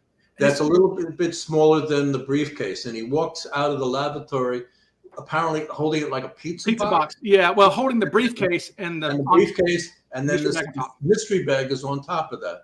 So I'd like to know more about the mystery bag. My thought, Bruce. So in my investigation into the copycats, because I am going to write a book on the copycats, and I've started doing that research, and I've talked to some of the copycats, obviously, and all of them, it's fascinating. All of them had mystery bags, but we know what they were. Basically, what they were. So whatever was in Cooper's mystery bag was not used during the hijacking, because nothing was. Cooper didn't. Nothing just emerged from the ground except for a pocket knife he pulled out of his pocket. So like whatever was in the bag was never seen. So what does that mean? It means that whatever that is could only be used for his jump or the escape, whatever was in that bag, which tells me, if you look at McCoy and McNally, they had in their little bags with them, they had goggles and gloves and skydiving gear essentially. And that's my thought, is that whatever was in there was his, probably a pistol too. Interestingly enough, this is my theory on Cooper. All copycats, even the ones that did not brandish a pistol, had pistols. Melvin Fisher, who is my favorite copycat, he's the one closest to Cooper. Melvin Fisher is never talked about. Melvin Fisher is the one that happened in Oklahoma, and he is the most similar to Cooper. If you actually read about Melvin Fisher, he clearly did his best to emulate Cooper, like down to the everything. But he sat on the bottom of the stairs with the money tied to him and didn't jump for 2 hours, scared to jump. And then finally gets up, the cockpit door, they hear knocking, and there he is. He hands them a pistol, which he had not brandished. And he goes, "I surrender. Take me down." He says, "I don't want to die. Take me down. I'm done." So, and McNally had a pistol he didn't brandish. LaPointe had a pistol he didn't brandish. So my thought is Cooper probably had a pistol, because if somebody called his bluff on the bomb, he still had to have something to get his, to not go to prison that moment, right? So I think that's probably in his bag too. But the mystery bag, but no, the drag bag was the bank bag, because Tina saw him wrap it up and then apparently tied it, because we always had the vision of the money bag being tied to Cooper's body. But apparently it was on a drag bag, because she said as he walks down the aisle, it's dragging behind him, the little bag. And paratroopers use these bags because as they're coming down, it's going to hit the ground first. Right. It's going to hit the ground first and take the weight off of them. And it's going to let them know, I've hit the ground. I need to do my parachute landing fall. Yeah, it gives you a split-second notice. Yeah. So I think that's telling, that he had this experience. No, I'll ask Bruce this, but it's stupid. I mean, are the letters written actually Cooper's? No, I don't think so. No, it's stupid. I mean, he's not Jack the Ripper. I mean, that's what serial killers do, write letters. I don't think Cooper was like that. Cooper took things with him. He didn't want to. It wasn't his style to write letters to the FBI. But it is interesting. The letters are interesting because it tells us something about the American public. Sure. And our society, who our neighbors are. How crazy are our next door neighbors? Some of them are very crazy. Says very needy, very lonely. So somebody's saying, was Cooper from Oregon? I don't think so personally. I would say that hijacking a plane. So another thing about the copycats, all of them that weren't insane hijacked about 500 miles where they were from, but they hijacked in the same region of the country. So think about this. So LaPointe was living in Denver and hijacks in Vegas. McCoy's in Provo, hijacks in Denver. McNally's from Detroit, hijacks in St. Louis. So they would travel because you don't want to risk somebody seeing you in the airport, right? I mean, if Cooper's from Portland, the neighbor down the street might have heard him at the July 4th barbecue talking about being a paratrooper, right? Hey, FBI, I saw the guy on the road at the airport that day. Too much of a risk. What do you think? To revisit woo-woo, here is my inner knowingness. Cooper lived in and around military bases, probably close to Langley, Northern Virginia. Got on a plane, flew 305 to Minneapolis and was on board, brought on his mystery bag on that first leg of 305s flight, got off the plane and did not fly with 305 when it flew to all the stops it made in Montana. And then he took a direct flight from Minneapolis to Portland and reboarded 305 in Portland with stuff that he wanted for the skyjacking already on the plane in the overhead compartments. That's funny. You like that? All right. Okay. Well, you know what's interesting is I will divulge something. So I do. There is an interview with Tina that nobody knows about, and she does say in this interview, she says, "This is my journalism. I'm not giving my book away, but Tina has said that she got the sense that Cooper had flown Flight 305 before. So there you go, Bruce. That was her sense. Tina and her crew. So Tina, Bill, Scotty, the whole Alice, everybody got on 305 in Minneapolis. They did. And Cooper's getting off in Minneapolis. So the chances of them actually seeing each other. Well, you know what's funny about that is you mentioned it, that Richard McCoy. So McCoy, during his hijacking, he flies from Salt Lake City to Denver first and gets off the plane in Denver, then goes and buys his T. Johnson ticket in Denver and gets on a plane, and it's the same damn plane that he had flown, same damn plane, same damn crew that he had flown from Provo on. He's like, oh no, because his prints were all on the plane now, because he was wearing gloves for his hijacking, but of course it was the same crew, same plane. And I was like, oh God. So they had already seen this guy. So McCoy was just a disaster, really. I mean, the fact that he even, what was funny though, as much as McCoy was a disaster, he is the only parajacker in history to make it home with his money, even for a day. Right. So that's something. Now, what do you think? What do you think about the fact that they're trying to get McCoy's DNA again? I mean, why not? Yeah.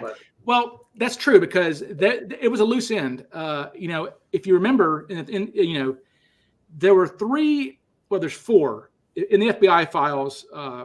Ralph Hope went through all the suspects. He went through 500 suspects, the first 500 suspects, and tried to look for anybody that was a loose end who has not been resolved. And he found four: Sheridan Peterson, Fred Catalano, who we for a long time called the Egg Harbor suspect, Jason Langseth, who we called him the Shelton lead for a long time in the Vortex. We know his name now. It's Jason Langseth. And then McCoy were the four that now I don't know why he thought McCoy was not eliminated, because they for damn sure eliminated McCoy very quickly back in 72. All they had to do was show his photo to the stewardesses, and they said no. And they didn't just say no. They said, actually, why no? They said, oh, this guy's got a bigger nose than Cooper had. He's got less hair than Cooper has. So they gave specifics about it. Bigger ears or something, yeah. Yeah, they gave specifics of why it's not Cooper. But now McCoy, but yeah, they're trying to get his DNA. I don't know. Grider has done a service for the McCoy camp, because there are still McCoy people out there, vehement McCoy people. And it's like, okay, you watched one documentary that's well made, for example. I mean, Grider's a good filmmaker, right? But he's not. But he's leaving out the fact that everything that goes against McCoy goes against McCoy, right? Hey, Drew has a question for you. Another question. He says, ask him about the pilot he met through Bob Saleshaw, who said Cooper was one of the 20 guys he flew with in Southeast Asia. Do you remember that? Yeah, vaguely. This was a pilot who flew for Southern Air Transport and flew 727s with Tom Saylor as part of a 2-pilot team for the CIA in Yemen, dropping commandos and materiel to whoever the CIA wanted to back in those days. And it was after Vietnam, so it was late 70s, early 80s. And I forget the pilot's name that I had lunch with, but Tom Saylor is the pilot that had told my lunch mate that in Vietnam he was flying 727s and with some frequency flew commando teams into Laos and Cambodia and North Vietnam using 727s, and that they did the Cooper jump. And I could not find. I went looking for Tom Saylor. My investigation of Southern Air Transport and Air America, I came up with one stonewall after another. But there's a guy who contacted me, and I forget his name. He's a doctor in Missouri. I think he's kind of hooked up with Pat Boland and Tesla. I've spoken to him before. Yeah. Yeah, I forget his name. It's a very compelling story, but it's yeah. Yeah, and he apparently has lots of inroads into Southern Air Transport and Air America, and is knowing people who flew the planes, worked on the planes, were part of ground operations. His knowledge was extensive. But he wants to write a book and make $1 million and prove who Cooper was, and he's very tight-lipped about things. And I kept, come on, tell me a little more. Tell me, Yeah, well, I've worked with that guy, so I agree with you, Britt. So that's kind of where my research has led me. Is that everything tells me that those pilots for Southern Air Transport was basically that they're mercenaries. I mean, this is like Blackwater or something. I mean, they're and they're one of those types. And these are guys who risk their lives for profit. About 500 Air America, Southern Air Transport guys were killed in Vietnam. About 500 of these guys. And it's like, Jesus. So, that's kind of where I am. And all the guys, I found an article from 1972 about Air America. This guy is saying that the average age of their pilots is 43. I was like, well, sounds like Coop, baby. And so then I learned that we found that document where Southern Air Transport, when they were jumping, were at 15-degree flaps and gear down. And it's like, okay, come on. That's too close. And then you have all this stuff about Cooper sounding like a pilot in my estimation. I mean, you've got Northwest Airlines telling the FBI, look, this guy's talking about IFR clearance with the pilots. Like, who knows that, other than pilots? So that's really where I'm kind of at right now. Is if I had to invent Cooper, it would be a Southern Air Transport pilot who was pissed off or something, or off his meds, or because he knew this. It's too, as Mark Meltzer perfectly says, if Cooper did not know those stairs could come down, he's trapped in an aluminum jail cell. He has to know this. Has to. And who else would know this? Other than those guys. Now, granted, they didn't have stairs on those planes, though, right? I mean, the Air America planes, I believe, had the stairs were already removed, and they had installed a ramp sort of system. I did not specifically question my lunchmate about the 727s, but my understanding is that they were flying unmodified 727, so there would be a staircase and there would be seats. So here's the actual video footage for folks. So this is Southern Air Transport kicking the cargo out, and they have these little slides out the back of the 727. Yeah. So those had stairs removed, and there goes that, and then there's the video of these jumpers going on a sled down there. Right, and the squidding, yeah. The squidding, yeah. And so, but yeah, so that's good. That's great footage. I'm glad we have that footage, right? Yeah, that's that. Thank you, Mark Metzler, for finding that. Yeah, and so let's see. Somebody's asking, did you ever write about Murdoch? Who's Murdoch? Not ringing a bell. Yeah, it says Bruce. Did Bruce write about Murdoch? I don't know who that is. Who's Murdoch? But no. So to go back to something I was mentioning earlier, is that I've tried to I don't know if it was early in the show or if it was before the show we were talking, but I've tried to raise the bar of suspects, and now we've got guys like Lauren Hall, Braden, these people I try to promote. We've had a great suspect recently. I'm not sure if you've heard of Lee Seller. He was the Canadian pilot who went missing in 1971 from Seattle. Right. Yeah, his grandson or his nephew basically was watching the Netflix show or something, and when they were talking about Canadian Dan Cooper comic stuff, he goes, "Well, I had an uncle who went missing in 1971 who in Seattle who was a pilot," and so we looked into this, and I told Larry Carl about it. Larry was all excited because, of course, Larry's in the death camp, and this guy was never seen again, so, and that's where Melvin Wilson lived past November 1971 because he had kids, as we know now. He had a child he had a child he impregnated a woman in January or February of 72. So Wilson definitely lived. And I've always said if John List had not been found, he'd be like the patron saint of the no pool people, right? Because, List seems desperate enough to do this. But Sellers, though, was basically being chased out of his house by mobsters after him. The family were like, he literally just ran out the door and said, "See ya." And there was no knock on the door, and Lee goes out the back door and was sort of never seen again. So, this is all. And so he's an interesting guy. And then we have James Roman, who do you know that James Roman? James Roman was the Mad Doctor. He was a guy that I found in the 302 about him. That this was a guy, Bruce, who was a test pilot in the 50s. He tries out for NASA with like the Mercury people, right? Doesn't make it. Becomes a flight surgeon kind of guy. He goes to like med school and ends up in med school in the late 60s in Portland at the med school there in Portland. And becomes a quack, essentially. This guy he had been a test pilot. He'd been a parachutist. It was actually funny. He's half Belgian, half American. He's born over there and came over here when he was like 10, around World War II. And he ends up killing himself. Well, went back up. He becomes a quack doctor. In 72, he buys a like huge spread in Washougal and buys a. Now, he was a resident.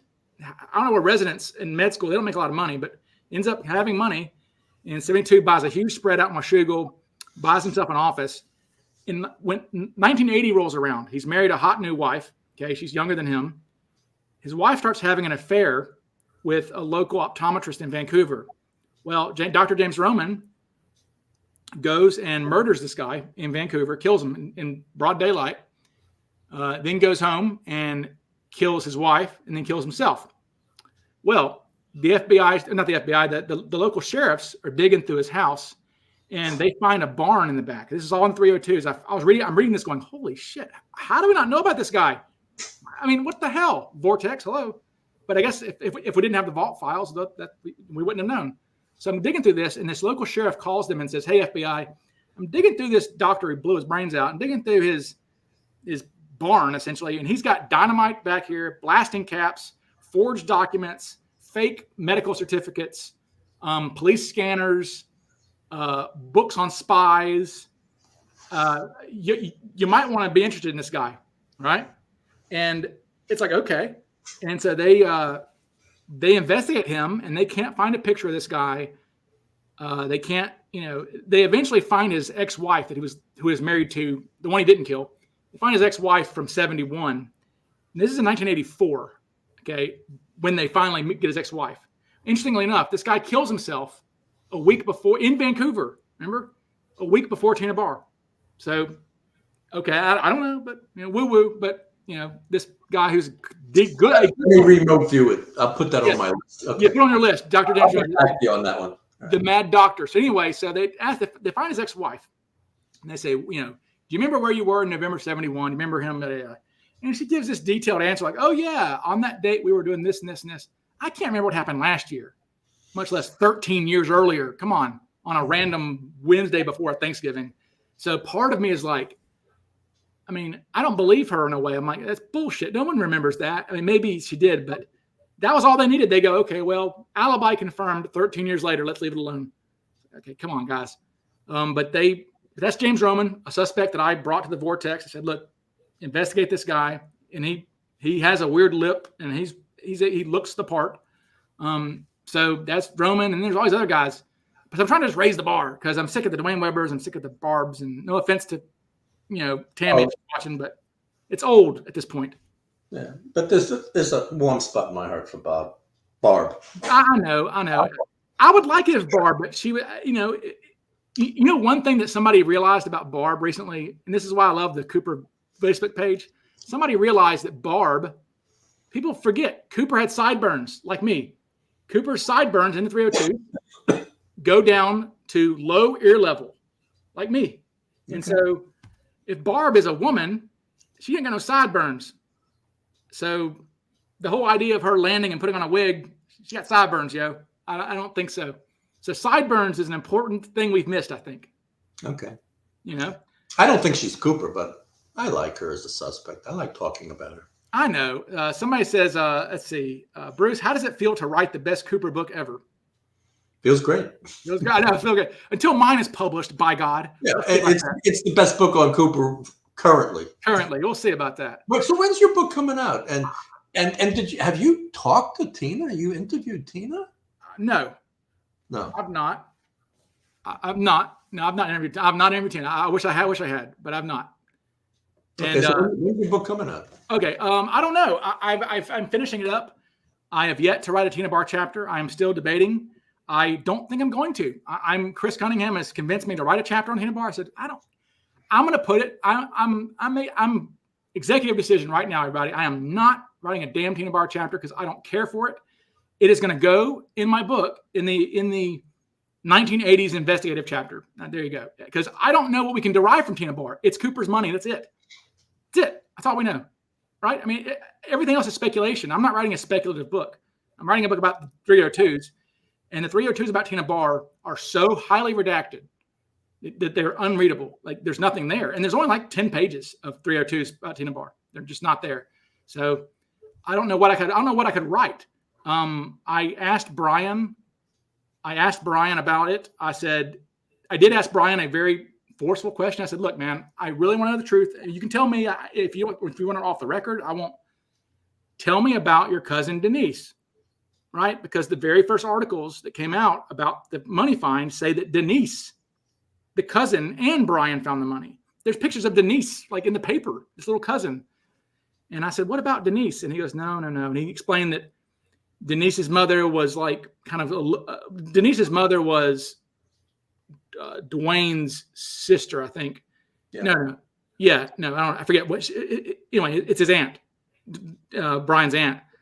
Basically, wanted part of any potential reward money, and made this story up essentially for the kids to tell. And Brian has confirmed as adults with little Denise, who's now grown, that the mother put Denise up to saying, "I found the money too." And so I was like, okay.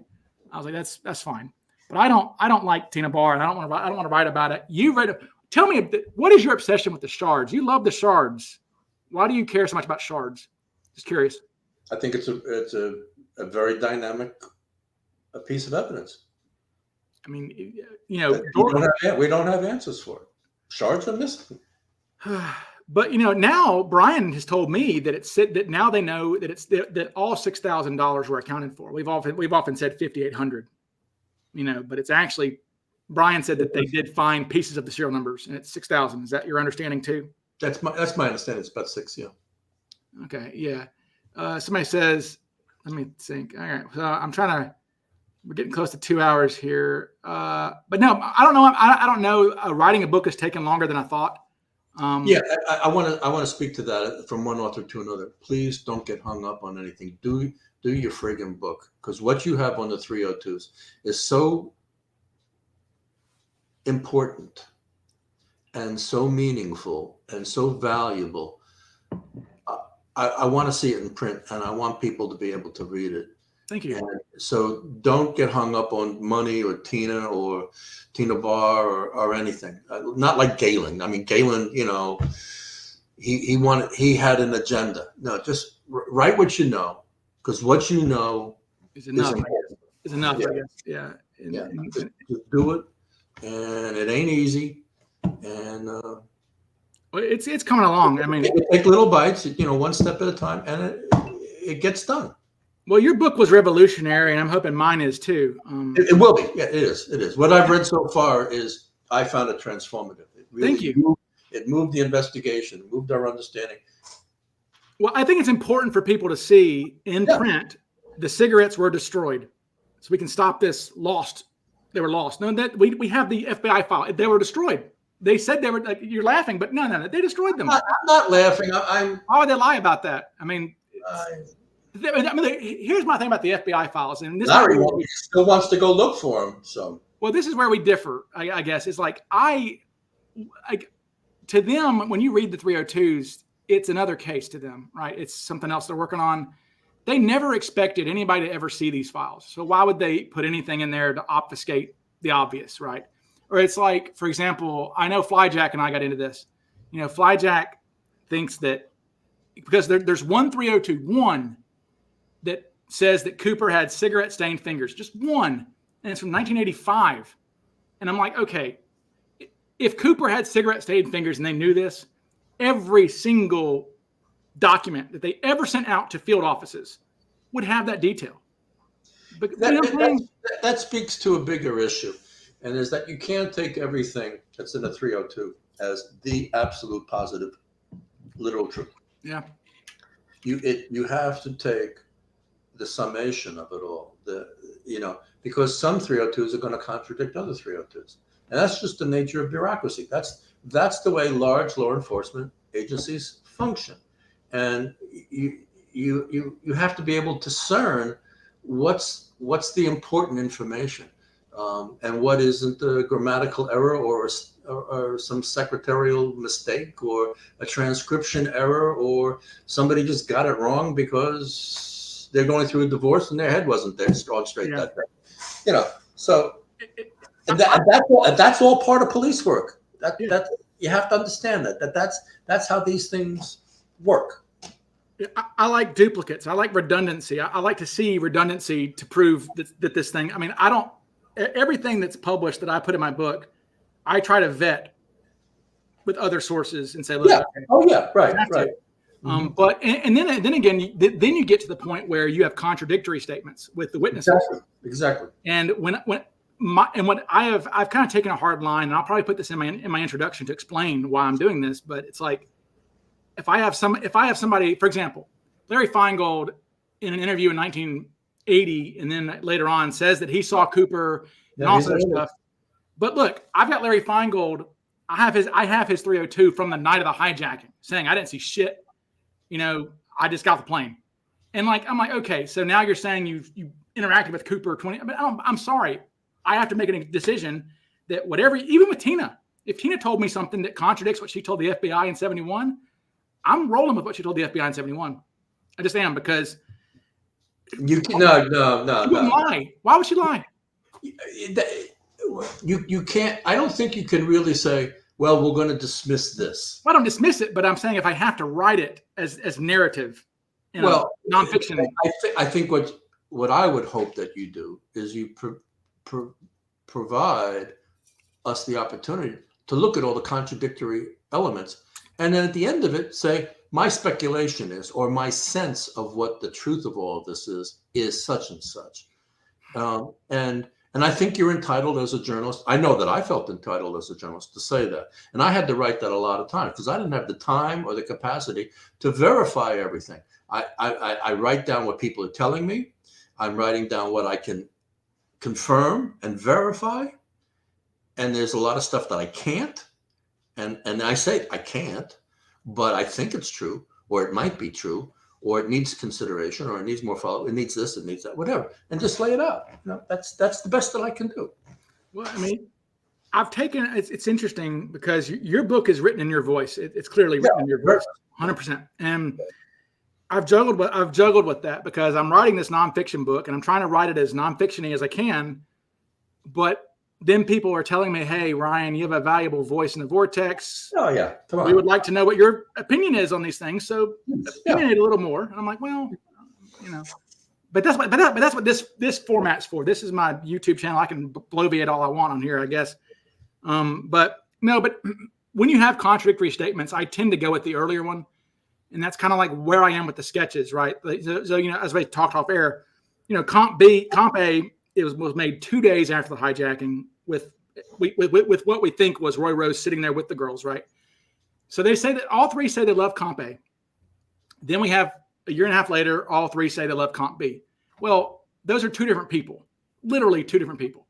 So which one's correct? And I'm saying, well, if I'm going with what they said 2 days after the event, right? I mean, especially when we have Tina in 72 in a 302 saying, I can't see his face anymore. It's getting foggy. So when Tina is shown Comp B, her first reaction is, I'm going to give you, we have her own words in there. She says, I'm going to give you guys my assessment, but my memory is foggy. I can't see his face anymore. And I think maybe I'm being too, I've seen the previous sketch so many times in newspapers. Maybe I'm influenced by that. I don't know. It's being honest, I guess. Yeah. And then so she lasts until 72. Flo takes until 75 when she finally tells the FBI, look, stop showing me photographs. She says, he could be in, she says this, she goes, he could be right in front of me and I probably wouldn't recognize him anymore. So that's why I don't like when people are like, let's show Tina my suspect or whatever. Let's show Flo my suspect. I'm like, guys, they stopped remembering in 75. I mean, Bill Mitchell has the best answer. Whenever Bill Mitchell is shown up, somebody's like, look at my suspect, Bill Mitchell. He says, look, do you remember the face of a substitute teacher you had in third grade one time? You know, this sub taught your class one time in third grade? Hell no. So Bill's like, you know, Bill will always say he can remember a vibe, right? He remembers the non-threatening vibe, the geeky vibe, right? It's just an older guy that was stealing the attention of the babe was sitting with him and not flirting with him, you know, his ego. But he can't remember his face. You know, all he still remembers, he still does remember the turkey gobble though. You know, and it'd be nice to have a side profile sketch to see what that looked like. Or the side profile sketch would have been nice to see how long his nose was. I mean, you can't tell, is his nose long or short, or, you know, and some of these suspects have long, thin noses, and I don't know, you know, it's, you know, I don't know. And, you know, I just, but then again, though, sometimes you get the sense that Tina and them are telling the FBI, they're telling them, I think they're tired of it, maybe. They're tired of being stopped in airports by the FBI. It's like, come on, guys. I mean, I really need to look at this guy again. And, you know, but where I think that Tina's reluctance to talk, Flo's reluctance to talk, my sense is that a lot of this stemmed from the Cofelt thing. And what I mean by that is there's a 302 where, so Flo tried to enter into a movie deal with Dirk Summers and Byron Brown. They were going to pay her, this is in 302s. They were going to pay her, I think, $5,000 with residuals up to $30,000. And Flo's like, okay, sign me up. Because they cornered, Byron Brown cornered Flo in an airport in Denver and showed him a picture of Cofelt. And allegedly, she said, oh my God, I thought I'd never see that. I thought I'd never see this face again, right? Well, whether that's true or not, I don't know. But the FBI, she didn't seem to rebut it. Now, she did contact the FBI and said, look, I'm not going to sign an affidavit or whatever. They want me to sign an affidavit saying that this is Cooper. I'm not doing that. And she's like, I'm going to enter into, you know, the FBI got wind that Bill Radicek, Paul Soderlund, Tina, and Flo were talking to these movie producers. And they got pissy about it. And they said, okay. They set out leads to all the field agents, say, go talk to these people. See what they told these news guys. Because if they're telling them things that they didn't tell us, that's a problem. And Tina says, I didn't say anything. Tina says, all I did was I just showed him my scrapbook, which we see the scrapbook in the HBO documentary, right? That same scrapbook. She says, I just showed him my scrapbook. Huh? Tina has a scrapbook? Yeah, it's in the HBO documentary. She's flipping through the scrapbook of all the clippings of her media stuff. I didn't know that was her scrapbook. Wow. Yeah. And so in 1977 with Cofelt, she goes, all I did was show him my scrapbook of clippings. Well, Flo is saying all this other stuff. Flo is saying all this other stuff. And finally, there's a great 302 of the FBI. They advise Flo, Tina, and them. They say, look, we cannot advise you. We can't tell you who to enter into a contract with.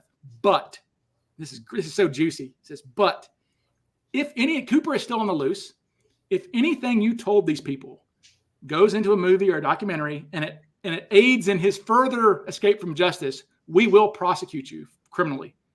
And it's like, okay. So I feel like that's when they go, okay, we're out. So Flo backs away. Flo ends this deal immediately. It scares the shit out of her, I think. And so I feel like that's part of their reluctance to talk, was that the FBI scared them and said, don't talk to the media, or we will prosecute you if you do. So thank you for telling me that, because that kind of dovetails what Tina's husband confirmed to me, that he and Tina were being followed by FBI agents. And I asked him, was it because it was a protection team or was it a surveillance team? And he says, I don't know, but I think it was a surveillance team. And he was talking with him was difficult. He had to talk in private without his current wife around or anybody from his family. It was an active household, people coming and going. And so my conversation with him was maybe 2 minutes long, 3 minutes long. And I would have liked to have a longer conversation with him. This is Tina's brother-in-law? Tina's ex-husband that she married in Larson. Greg. Alan Larson, yeah. Larson. Yeah. Okay. And please, if we can edit that out, I would hope. He doesn't want any identification. I can beep it out on the podcast at least. So. Please do. So, and I want to be fair to him. So, yeah, because this is, for whatever his reasons, this is not an easy subject for him. I wish it was, and I don't think it has to be a difficult thing, but it is. So, well, and Flo, of course, Flo told Jeffrey Gray that she thought she was being followed too. Yeah. Speaking of Flo and Jeffrey Gray, another thing I would like to ask Tina is, was there any time she was alone with Cooper? And it's my understanding that Flo has indicated to others, Jeffrey and Galen, that Tina was alone with Cooper for a significant period of time. Okay. I can speak to that. I can actually speak to that. So that's more Kofelt grift. So in the Kofelt Hustler article, so Kofelt had a Hustler article written on him. And of course it's Hustler. They're going to be salacious. So in this Hustler article, there's this incident in the article where, and they write it as nonfiction, where Tina gets groped by Cooper in the back. Now that's where that comes from. Now it's interesting. There was a 302 where the FBI go, hey, did this happen? And Tina says, no. She goes, there was never a time where he could have, and it's redacted. And I've been able to count the numbers, the letters. And I would almost, it seems like she's saying he never had an opportunity to put his hands on me. As I feel like that's what she says. I stood up once where he was behind me. She says that I stood up once when he was behind me, but there was never an opportunity where he could have. Maybe it's pinched my ass. I don't know, but it's something like that. And she says it's not true. Okay. So. But that's where that comes from. It comes from the Kofelt grift is essential to the Cooper tale, and I write about it a lot in my book because people don't know about Jack Kofelt. I wasn't aware of all of this, so I'm glad you were writing about it. So, yeah, I'm writing all about the Kofelt grift, and I mentioned that nobody remembers Kofelt anymore as a suspect. No. But I said, but he is important because he is the first of the grifters. Like he's the first suspect who had a grift around him, who were promoting him to make movies, documentaries, books. And he was just a con man. He was a liar and a con man. And again, the FBI never took him seriously because he said he jumped near Mount Hood, right? Which is just wrong. But no, there's some juicy stuff in those 302s, and they're all redacted with these. For example, there's one in there too, which I love it. Tina is so quirky. There's one where Tina says she got a phone call. She calls the FBI and says, hey, last night I got a phone call. This is 1975. She says, and this guy asked me what I was wearing. She says, I got a phone call at 3 a.m. The guy said, what are you wearing? I told him pajamas. Like, well, why'd she even answer? I'm just hang up. But she said, I'm wearing pajamas. And the guy says, take them off. And then she hung up. But it's like, so she reports that to the FBI. I love that story because I just love how Tina goes, pajamas? Like, why would she even answer him? Just hang up. But no, Tina can be quirky. That's the Tina I know. Yeah, she's kind of quirky like that. But I don't know. But Flo. I want to also ask Tina, why is she so quick to anger? Why she can go from cool, calm, and collected, hi, nice day, what you doing, to like slamming doors and instantaneously like that. And I've seen that, and I don't get it. And so there's a trigger. There's something that's still hot. Right. And is it PTSD? Is it trauma? Is it something else? I don't know, but I would relish having a conversation with her about that. So would I. Or somebody that she trusts that can touch this subject in a way that's meaningful and appropriate. So Eric says, here's Eric Eulis here. Eric says, Mr. Mayor, what is your impression regarding the progress the case has made over the last 2 decades since you've been? We're doing great. Keep on going. Keep it going, Eric. Keep it going, Eric. He says, all right. Yeah. I mean, and I think that's an interesting dynamic. And I touch on it a little bit in my book, is that there's been a resurgence in the case from 2008 on, and it has to do with Larry Carr and the drop zone and him posting a secret, and Joe Weber coming on and stirring the pot, and Tom K. Tom K coming on board, and the Citizen Sleuth. There's been a lot happening. Larry K was instrumental in that. Larry K I have a lot of issues with Larry, but I do celebrate a lot of many of the things that are critical, valuable, that he has done to the case. I will say this a million times, that Larry is the reason I am literally sitting here talking to everybody, because I read his article when he, in 2007 or 8, when he started, showing the tie around, and remember his whole thing about we solve bank robberies by taking information to the public. Let me take DB Cooper to the public, and that got me into it. And so Larry's like, in a weird way, Larry is kind of like a godfather to a lot of Cooperites out there, because he brought a resurgence to the case. Now he's part of it. He was instrumental. The internet is another part of it. Oh God, yeah. If we didn't have email, we didn't have Google. If we didn't have Zoom calls, if we didn't have podcasts, this is all a new dimension of law enforcement. And I think it's how the world is changing. I heard an interesting conversation talking about the movie Civil War, and how warfare and political conflict has globalized, and that all these proxy, like Hamas and Iran and Russia and China, North Korea, we have all these little tensions all over the place, and I was astonished to find out that the FBI has something like 200 field offices internationally. It's a domestic law enforcement agency, and they're staffing field offices in 200 foreign countries. Yeah, that's incredible. It's interesting. But it goes. So not only is the economy globalizing and manufacturing globalizing, but everything's globalizing. Warfare, law enforcement, drug trades, information. Yeah, we got that's. It's a wonderful thing, and it's overwhelming in other ways. Like, I can't wait to go back to the woods. Well, and speaking of which, we were talking earlier, you're in Olympia now. I am. I'm in senior housing. I'm living in an apartment building with lots of old folks, and I've come to realize, again, the woo-woo. In some ways, this is like my own little monastery.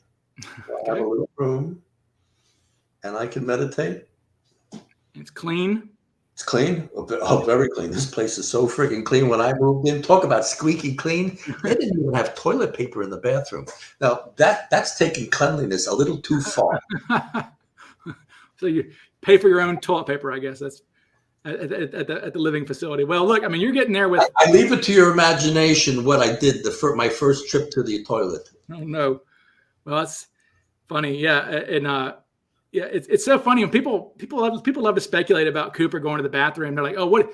Cooper went to the bathroom. What was he doing? I'm like, he was middle aged. He was probably taking a leak. I mean, probably went to the bathroom. Honestly, there's nothing that deep about it. I think he went to the bathroom and probably drank out of the sink, because I think he was thirsty, surely.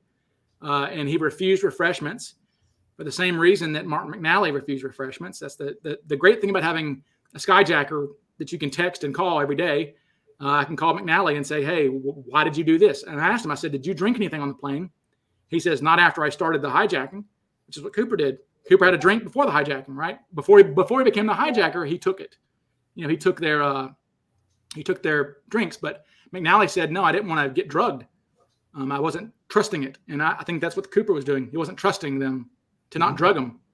And so it's nice to, where it's like, one of the things that's great about McNally, knowing McNally, is the fact that McNally I just love the fact that he scooted down the stairs on his butt, terrified, on his butt, and just like basically fell out, of the plane essentially. And we have this image of Cooper brazenly walking down the stairs, with, Money for Nothing playing in the background and smoking a cig and, Geronimo, and he's out. Right. But I mean, he may have been scared, and, I don't think so. He's a pretty calm guy, but he's a human. Had some nerves to him. I think he often say Cooper was scared, but he hid his emotions pretty well, which is probably military training, I would think.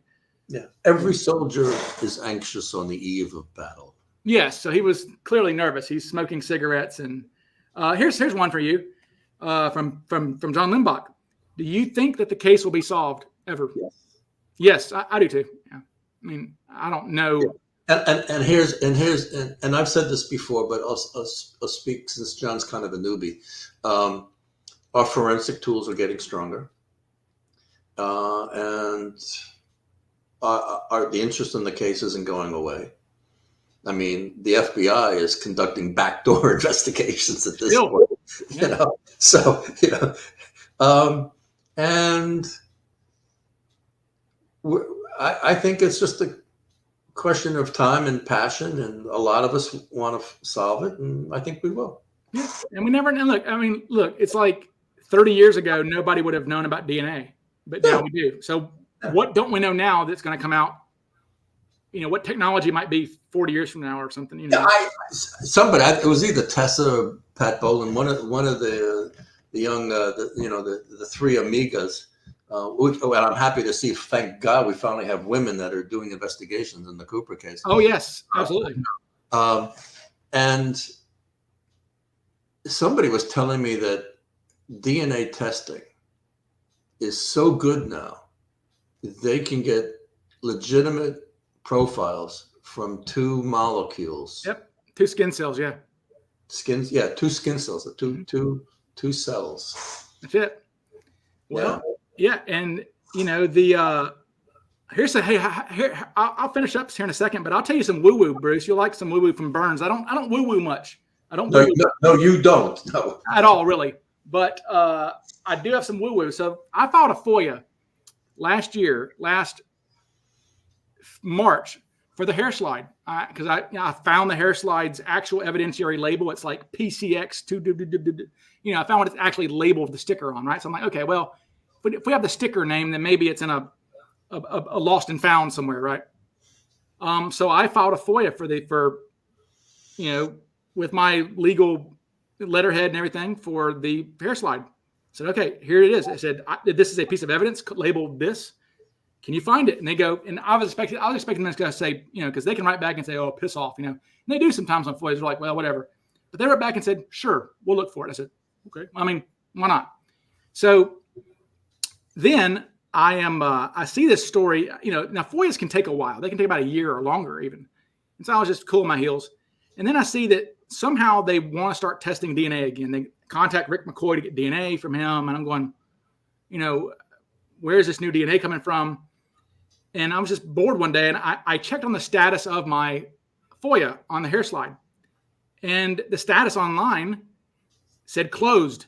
Now, you don't I'm supposed to get something from them saying why they close it, why, whatever. I never did. And when I contacted them again, I said, can you tell me why you closed this? I never got any letterhead from you guys.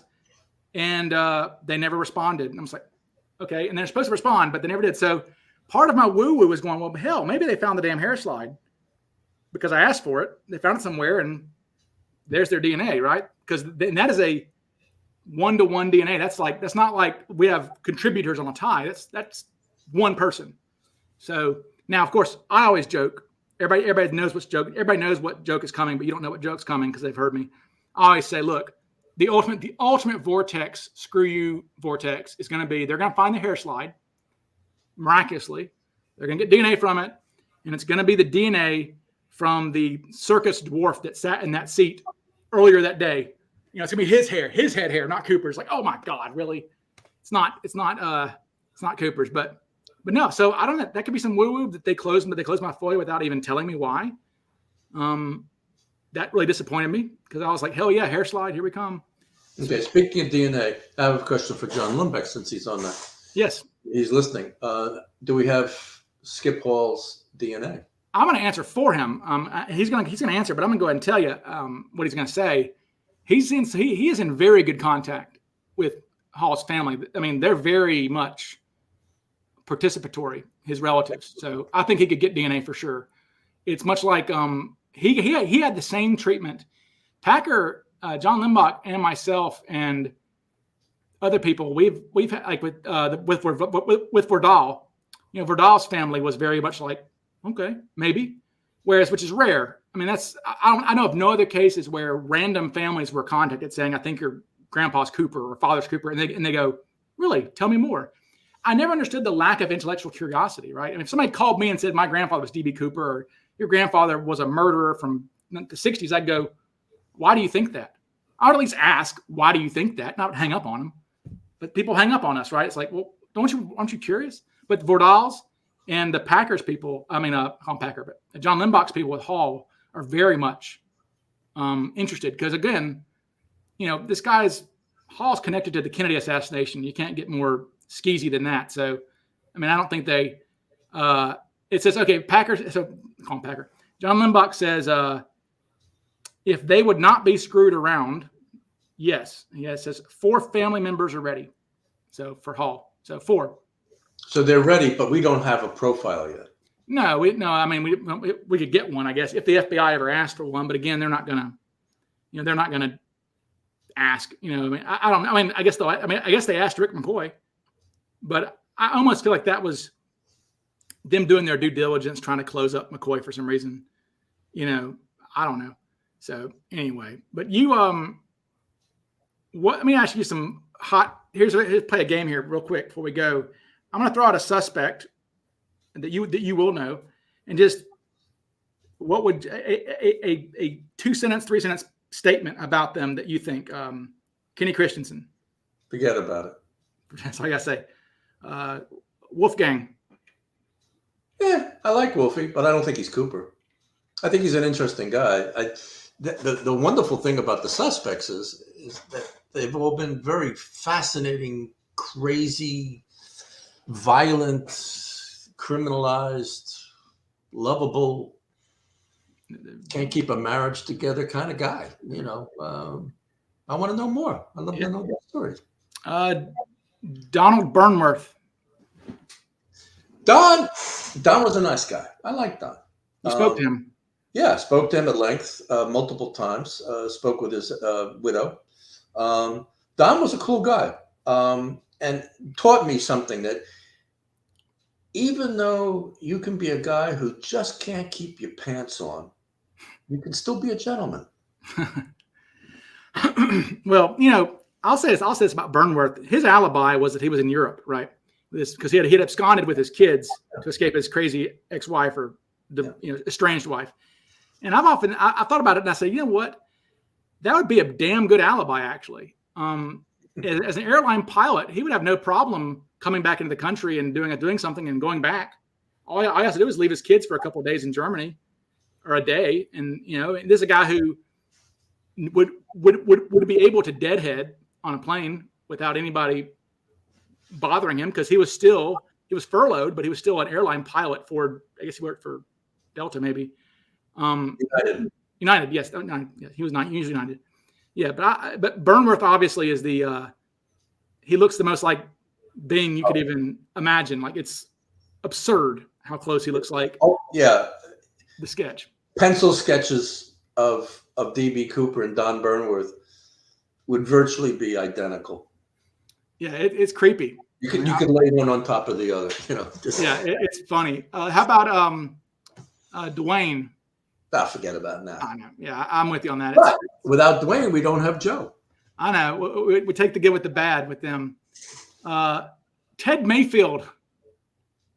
Ted was an interesting guy. I don't think he's Cooper, but he died fixing an antique airplane because he had just taken his Coumadin for his cardiac condition, and he bled out before people could put a tourniquet on. He bled out. I mean, he was what a way to go. I mean, wow. You know? I mean, I'm surprised he wasn't killed instantly. He was hit by a propeller blade. I would think that would just kill him immediately. I don't know if it was a propeller blade or something on the motor itself. It cut him, I guess. Yeah. Okay. Like from the fan belt or something. Yeah. Yeah, Ted. I think the problem with Ted is he's small. I think he's like 5'6". Yeah, I know. Balding, pudgy head. You know, it wasn't. No, he's not Cooper, but. Not Cooper, yeah. And so a really bad boy. I mean, people died. He was irresponsible and he was cavalier. And, he's another part of this of American society that is easy to crime. Just gravitate to it. Speaking of easy to crime, Robert Rackstraw.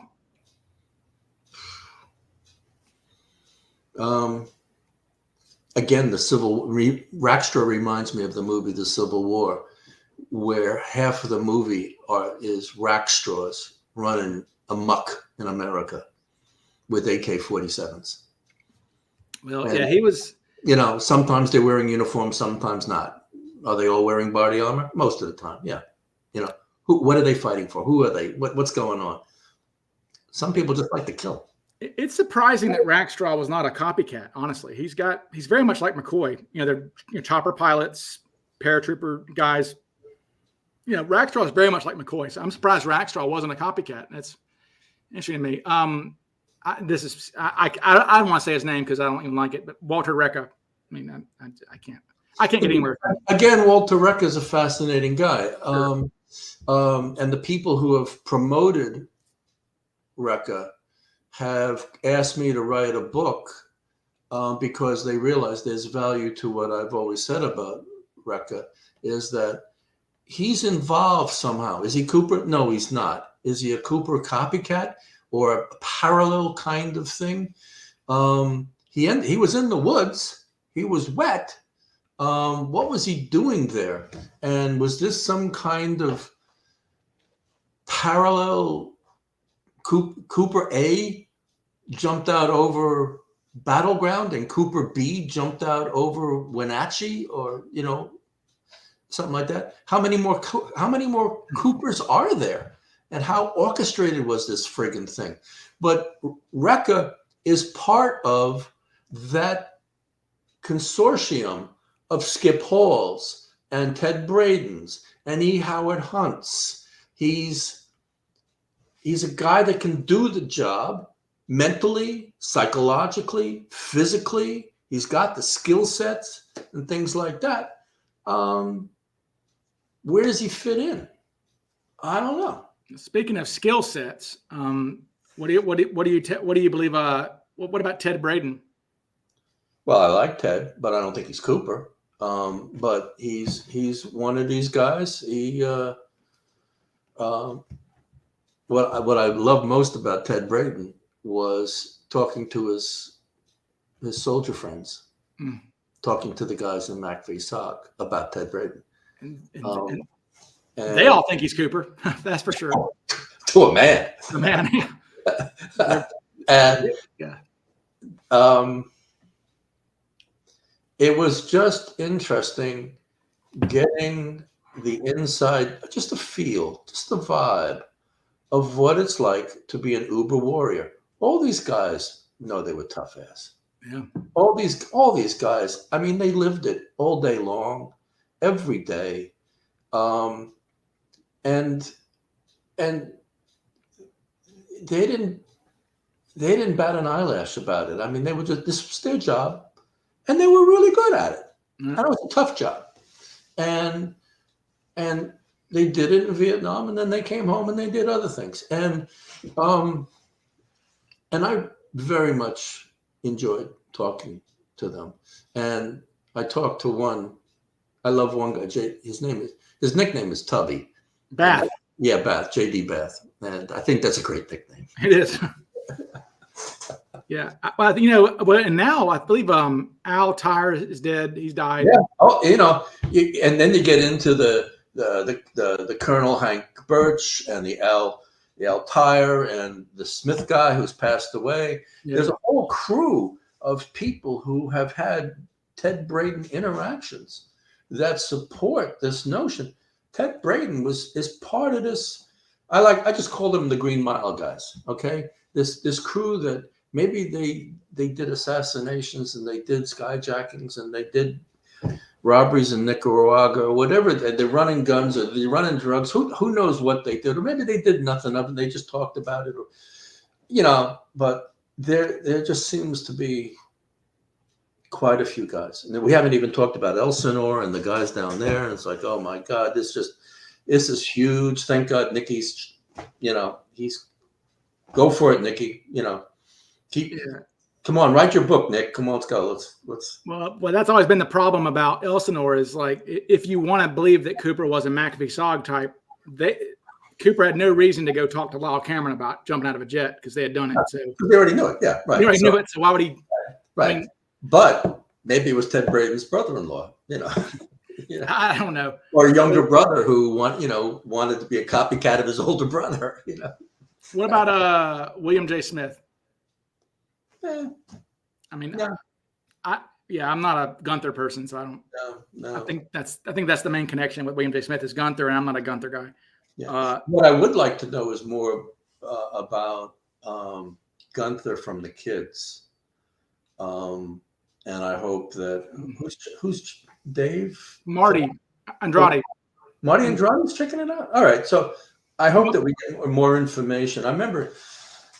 Yeah, this goes back several years, maybe even before COVID, when we first started talking about William J. Smith. And I don't think he's Cooper, but I would like to know more about the author, Max, and what he knew and what he wrote and how he got his information.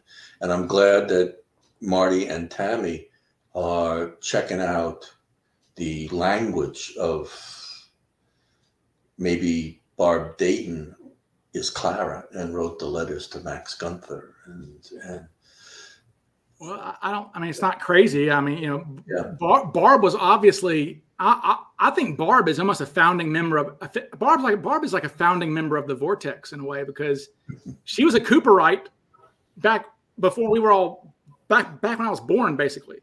I mean, if Barb is making crap up and claiming to be Cooper, anybody who claims to be Cooper to that extent, is a fan of Cooper, right? They're a Cooperite. What hurts Barb is that she says she jumps into Oregon, right? So that's, I even tried to give right next to Himmelsbach's house. Himmelsbach's house. Oh, is that right? Yeah, it's something. Yeah, just a little west. Yeah. So, and we mentioned Barb already, and then there's one more, I guess. L.D. Cooper. Is you don't find nothing there. I mean, what's interesting? Again, a troubled man, troubled family, a lot of drinking, a lot of issues. Well, and now, hey, did you know this? See, here we go. There's breaking news that I bet Bruce doesn't know. Did you know? And I saw this so I get the vault releases. Like, I have I have their HTML.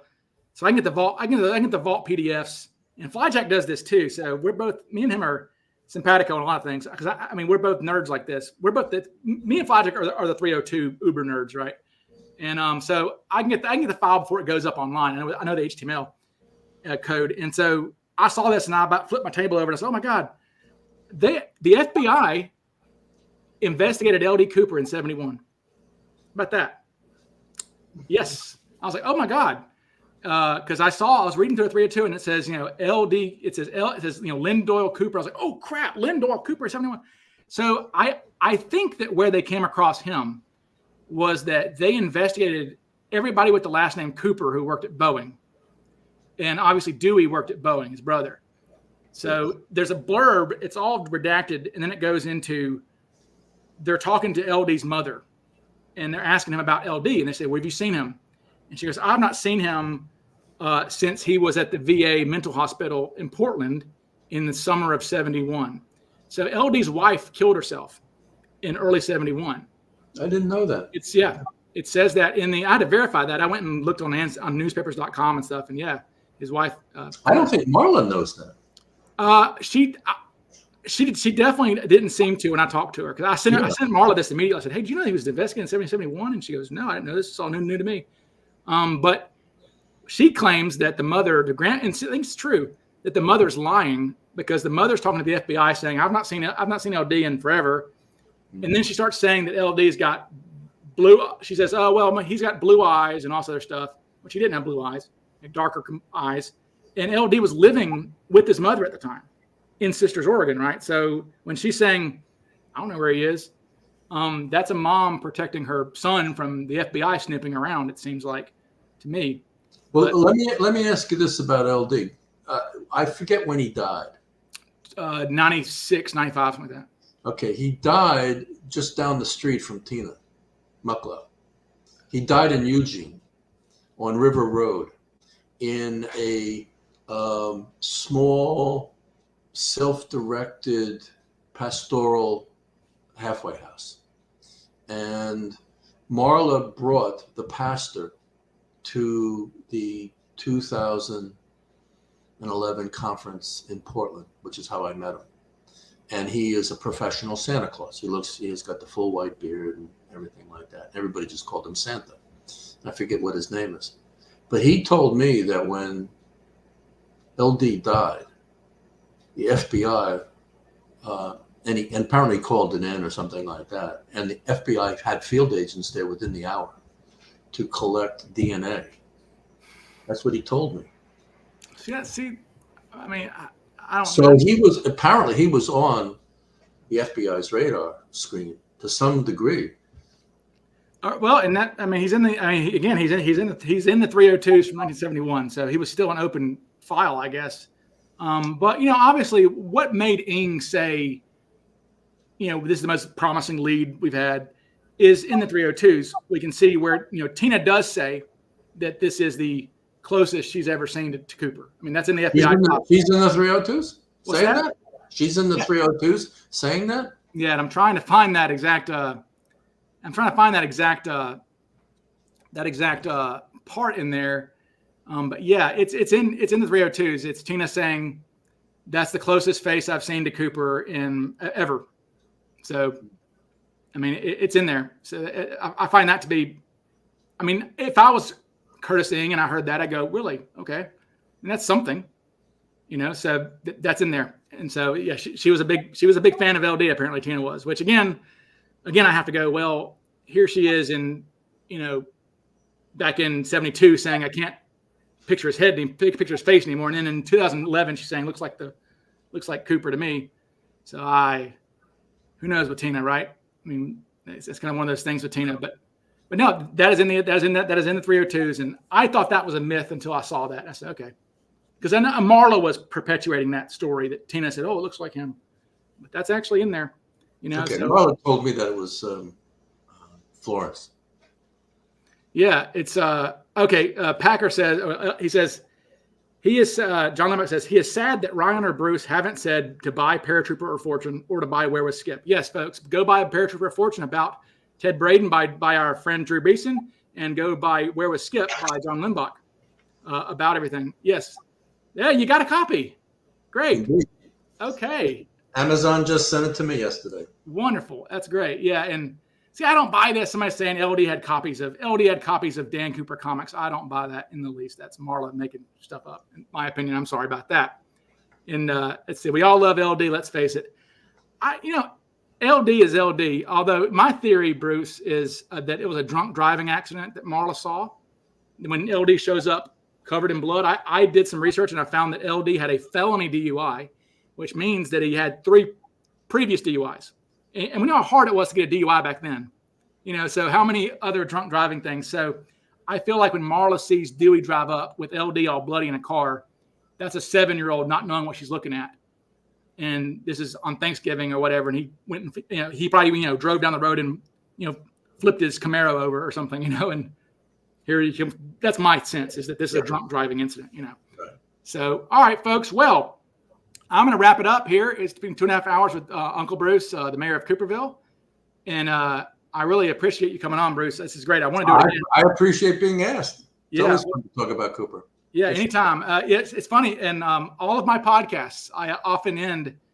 Oh, I'll end with this. My podcasts end with the clip of you, with the clip of your soliloquy that you give in the HBO documentary, which is amazing. It's where you're saying that the guy asked you what makes people interested in the vortex, and you say you don't have a good answer for it, but it's the desire to be like Cooper. We all want to be somebody like that who could jump out of a plane and not give a shit when it's raining, and to be strong, to be that smart to come up with this. It's beautiful. And so my podcast always ends with that, and it ends with you saying all Cooper all the time. So that's how my podcast always ends. I have that clip of you saying it's all Cooper all the time, because it's how my brain works. I'm definitely all Cooper all the time, and I know a lot of our viewers are kind of all Cooper all the time. This is never gonna. I would be disappointed if I would be disappointed in some ways if I found Cooper in some ways, because the chase is kind of fun. We can do all this, but anyway, all right, folks. Well, I am saying goodbye and cheers. Auf Wiedersehen. Good night. Bye-bye. Bye-bye.